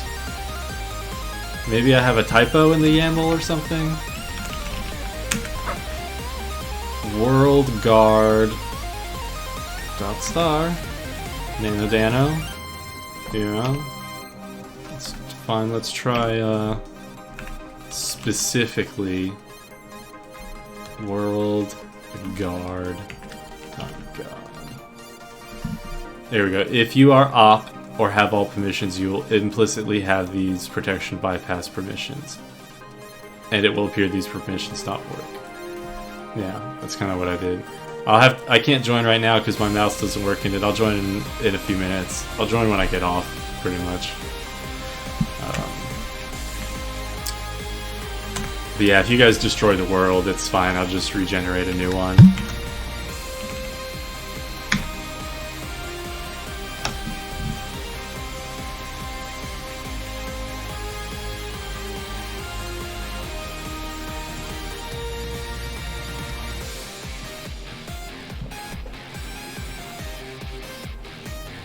Okay.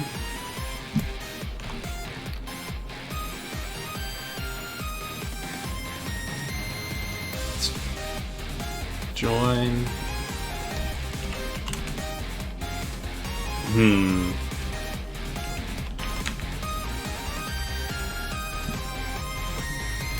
I was drinking water, and the tracking probably made my mouth open.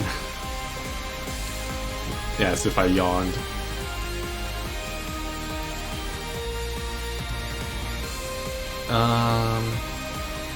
I'm not sure why the permission is not working.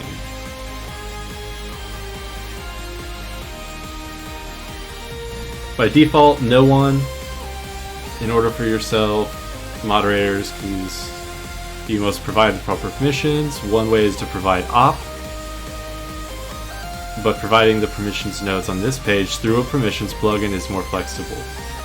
You can give the WorldGuard.star permission to yourself and other administrators for full WorldGuard access. And I did that.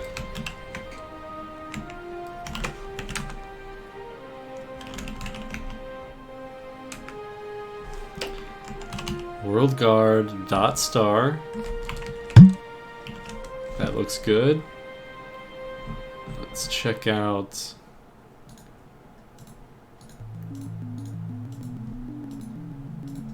plugins.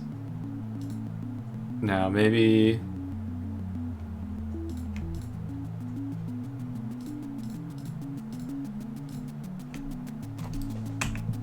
they got messed up somehow with a cached file or something. So I'm just gonna delete all the folders and stuff and pretend that these are brand new fresh plugins that just got installed. Let them generate the folders that they need to. And then rejoin and see if that makes any difference. It doesn't. Well,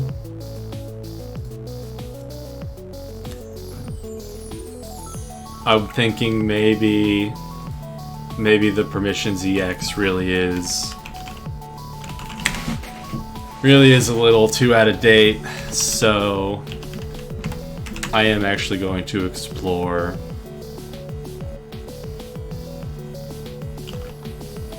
the other plugin, the luck perms. So let's go ahead and delete.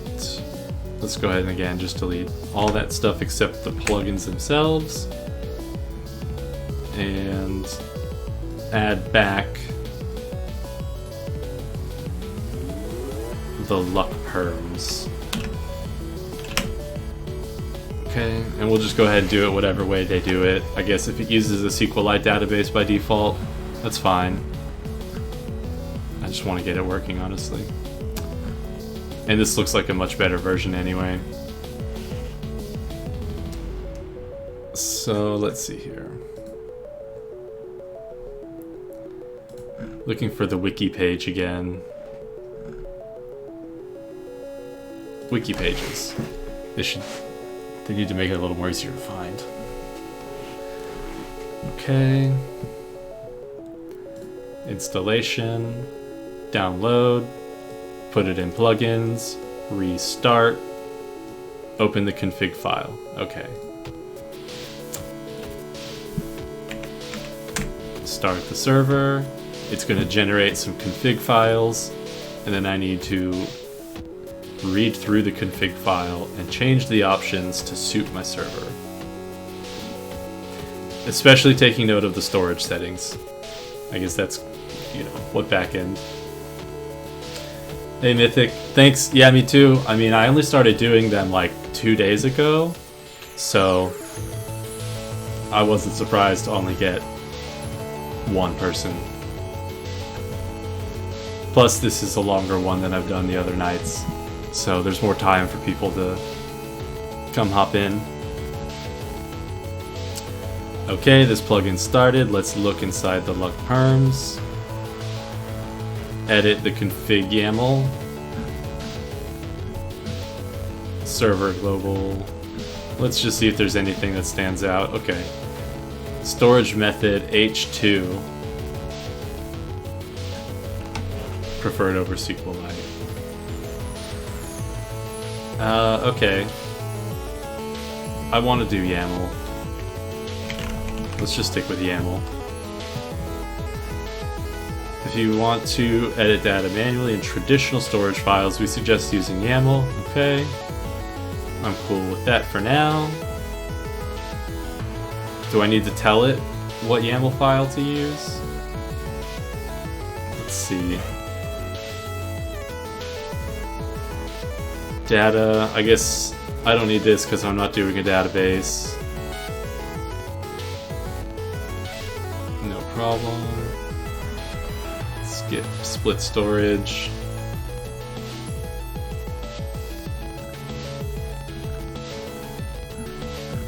Okay.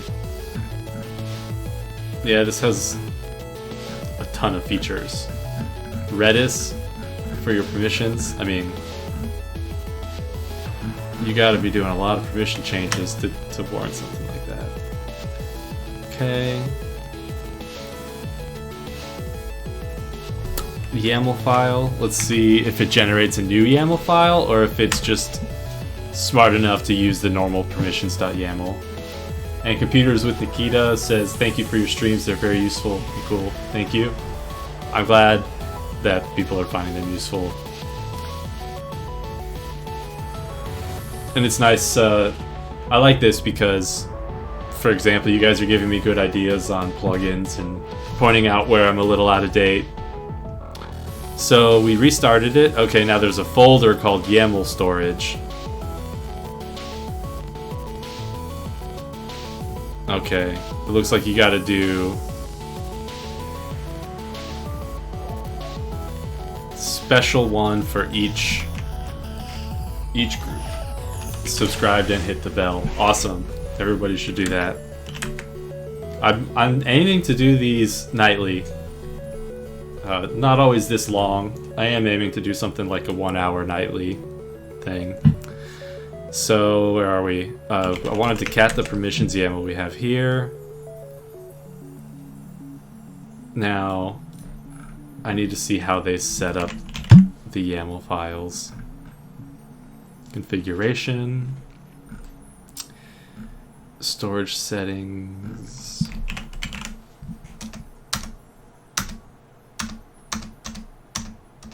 I need an example. Oh, are these examples? No, that's the config I just looked at. Come on. I guess maybe I could just do it with commands, right?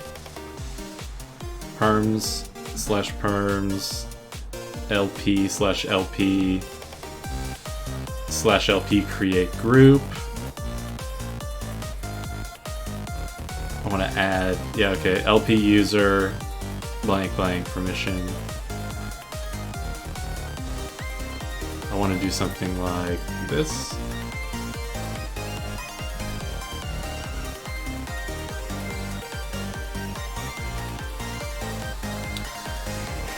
Okay. So I have to run /lp user nano permission set blah blah blah blah blah. Sounds easy enough. how do I grant myself? I guess I have to just give myself op in order to run these commands in the first place.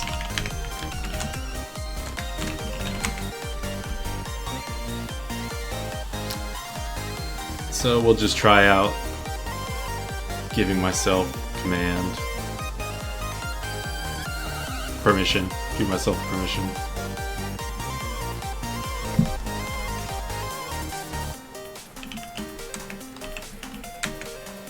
Okay. There we go. It even gives me some help command. That's very nice. Well, it seems you have no permissions have been set up. Before you can use any of... Hey, come back.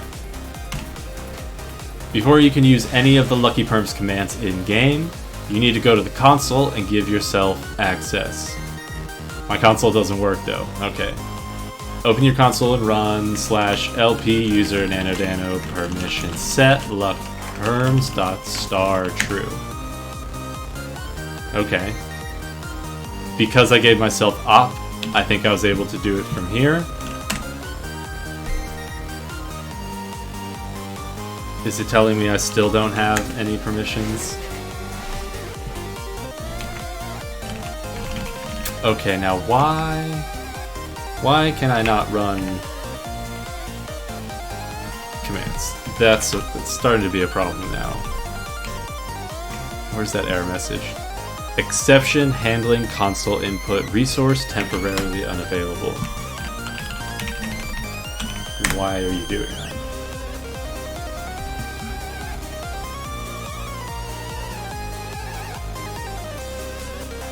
Do I need to install a getLine package or something?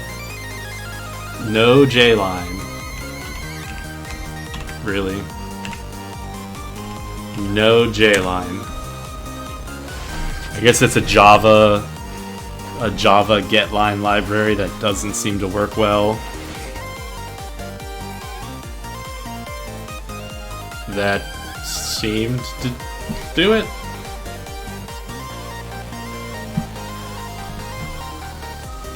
Oh, okay, yeah, okay. Let's see.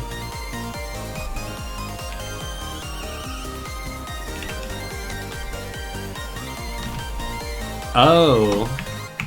It looked like it did work. I had to rejoin? Or restart it? Because before it was saying I didn't have the permissions. Now it's telling me I do. Even though... Oh wow, you can mouse over and it gives you all this info. Nikita, I don't think I'm gonna reset the world unless I really need to. Okay. So... I wanted to add a permission to my user.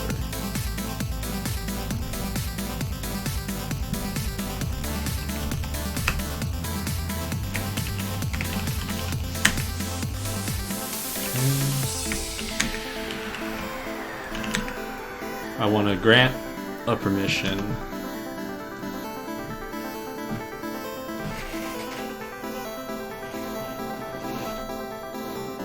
Now where was it? Here we go. LP user permission.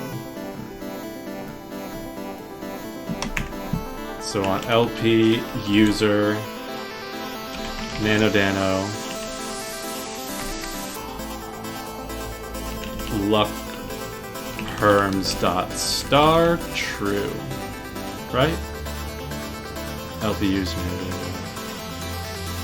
Mythic, thanks for joining.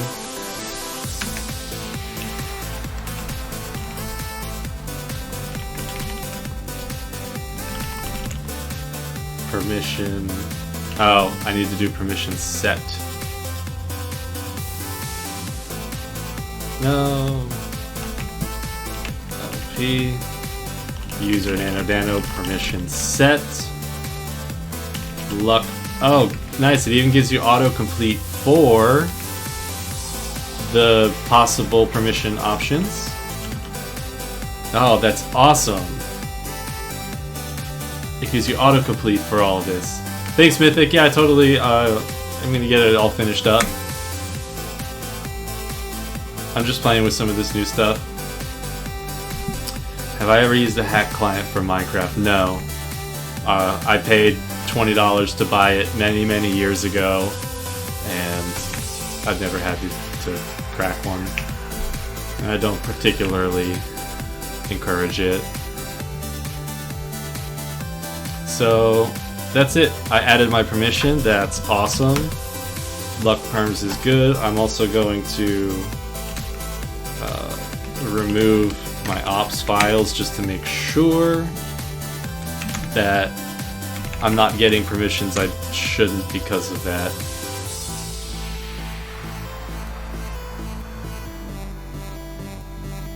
So next I want to add myself a world guard permission.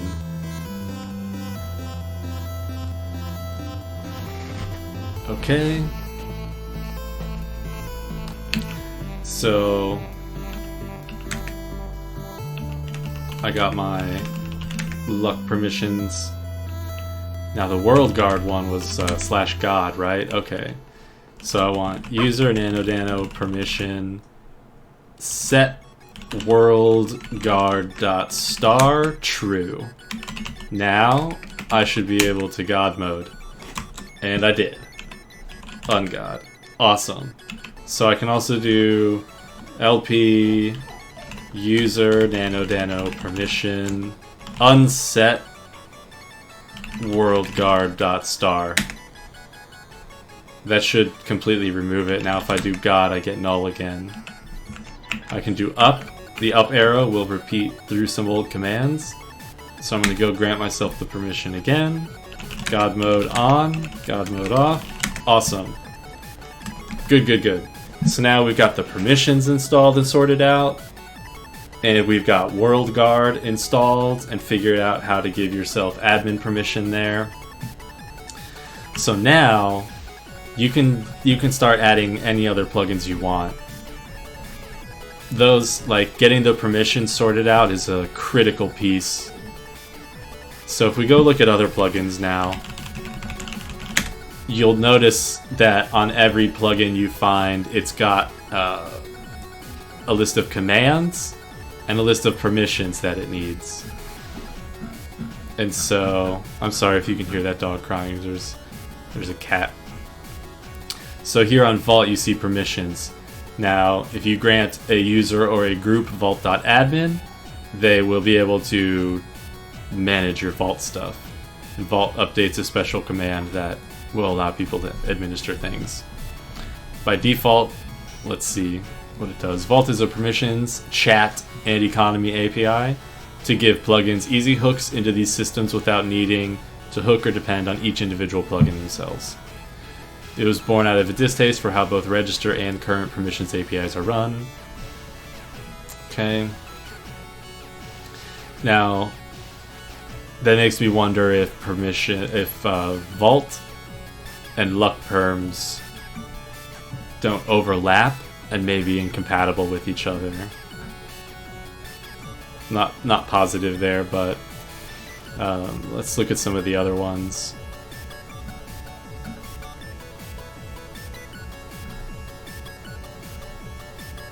Dynmap. It looks like there was a recent update to this Dynmap one.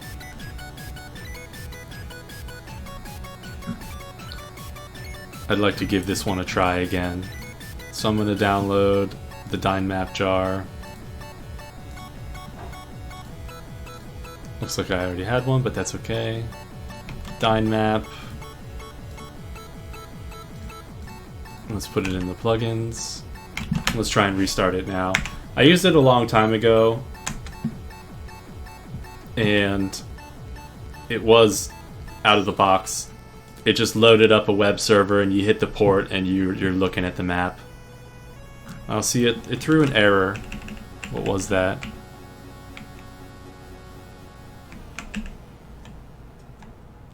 Dynmap, loading, unable to find method, net minecraft.server. So it's having trouble finding some of the dependent classes it needs. It might have a dependency that I haven't installed.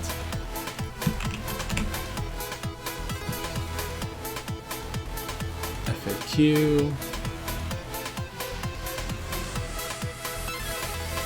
Oh, that's a... Let's see. Alright, Mythic. Thanks for coming by.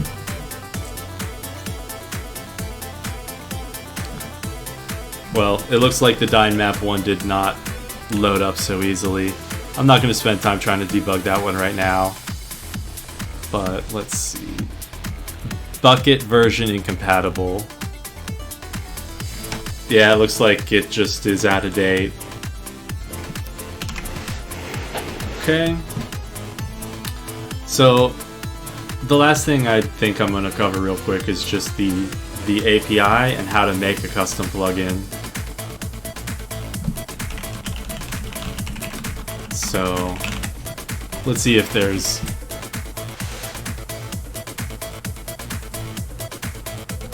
a quick example. Let's see. Spigot MC. They should have some good docs. Basically, it's really the general idea is very simple. To make a plugin, all you're doing is creating a Java class. And in the Java class, you create functions and you put a special decorator on the function. So if you want your function to get triggered every time somebody dies, you're going to put a decorator that says like @on player die, and then your function will get triggered every time a player dies. And if you import the right classes, then you have access to everything that's going on the server. You have access to all the player objects. You have access to every block. You can change the values of any of it, so you can modify the world. You can change where players are. That's how the spawn one works. You can change the player location. You can integrate with other things. You can, have it send a message to Discord when someone dies and things like that. So I'm gonna look for the simplest example to show you.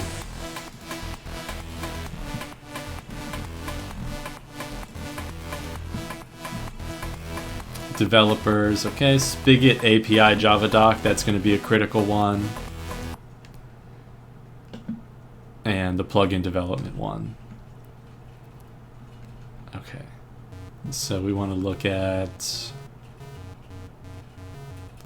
let's jump to, this looks like a big mishmash. Creating a blank plugin.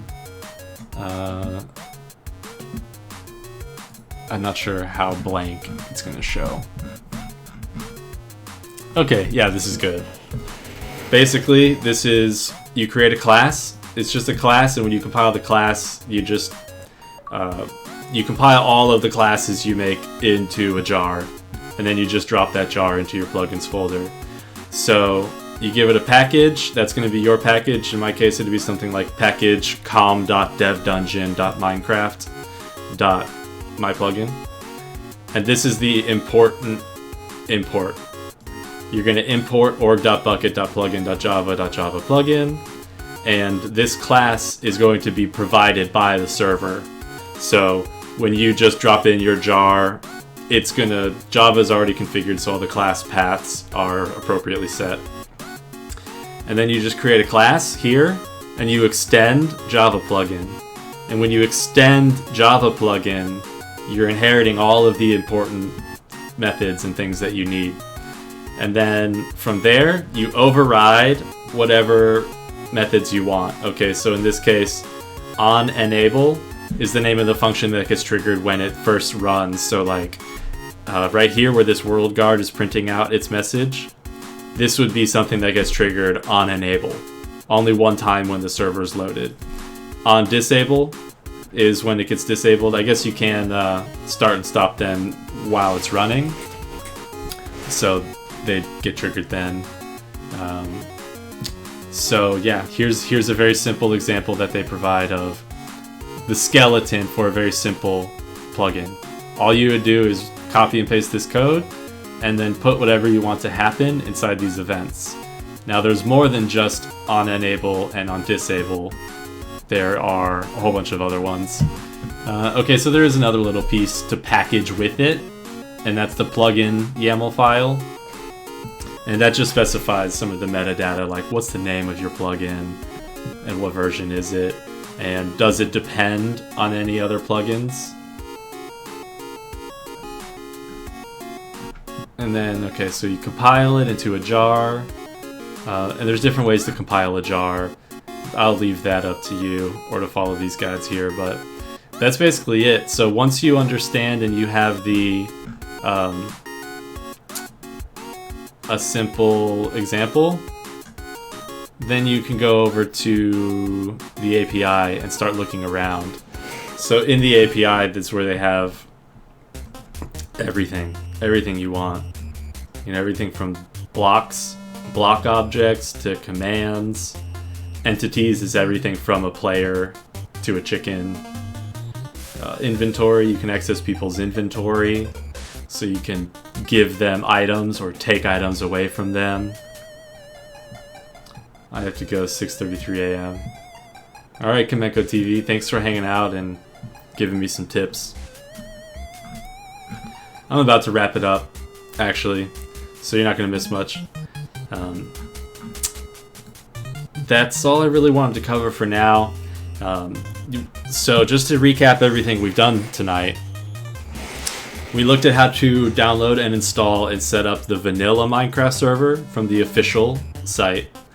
We looked at how to download the Spigot build tools and build a custom server that will allow you to install plugins.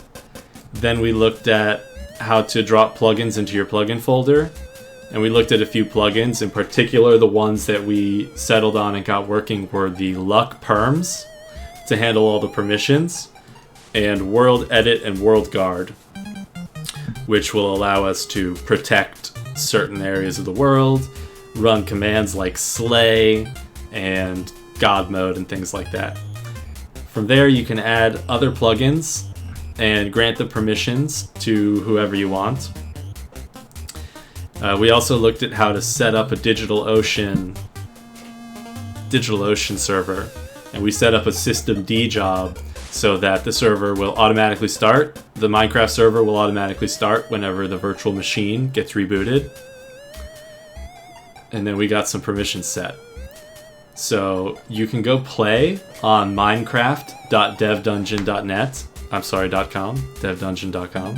minecraft.devdungeon.com. And I didn't get around to actually building a custom plugin, but I think that's what we can do next time, is actually follow the example they had here that showed you how to make the skeleton plugin, and then we'll hook into some events and, you know, do some integrations like with Discord and this and that. So again, I really appreciate you all joining. If you want to hang out some more, subscribe, because we're going to do some more of these. Come join the Discord from the Dev Dungeon site. And otherwise, have a good night and come back next time.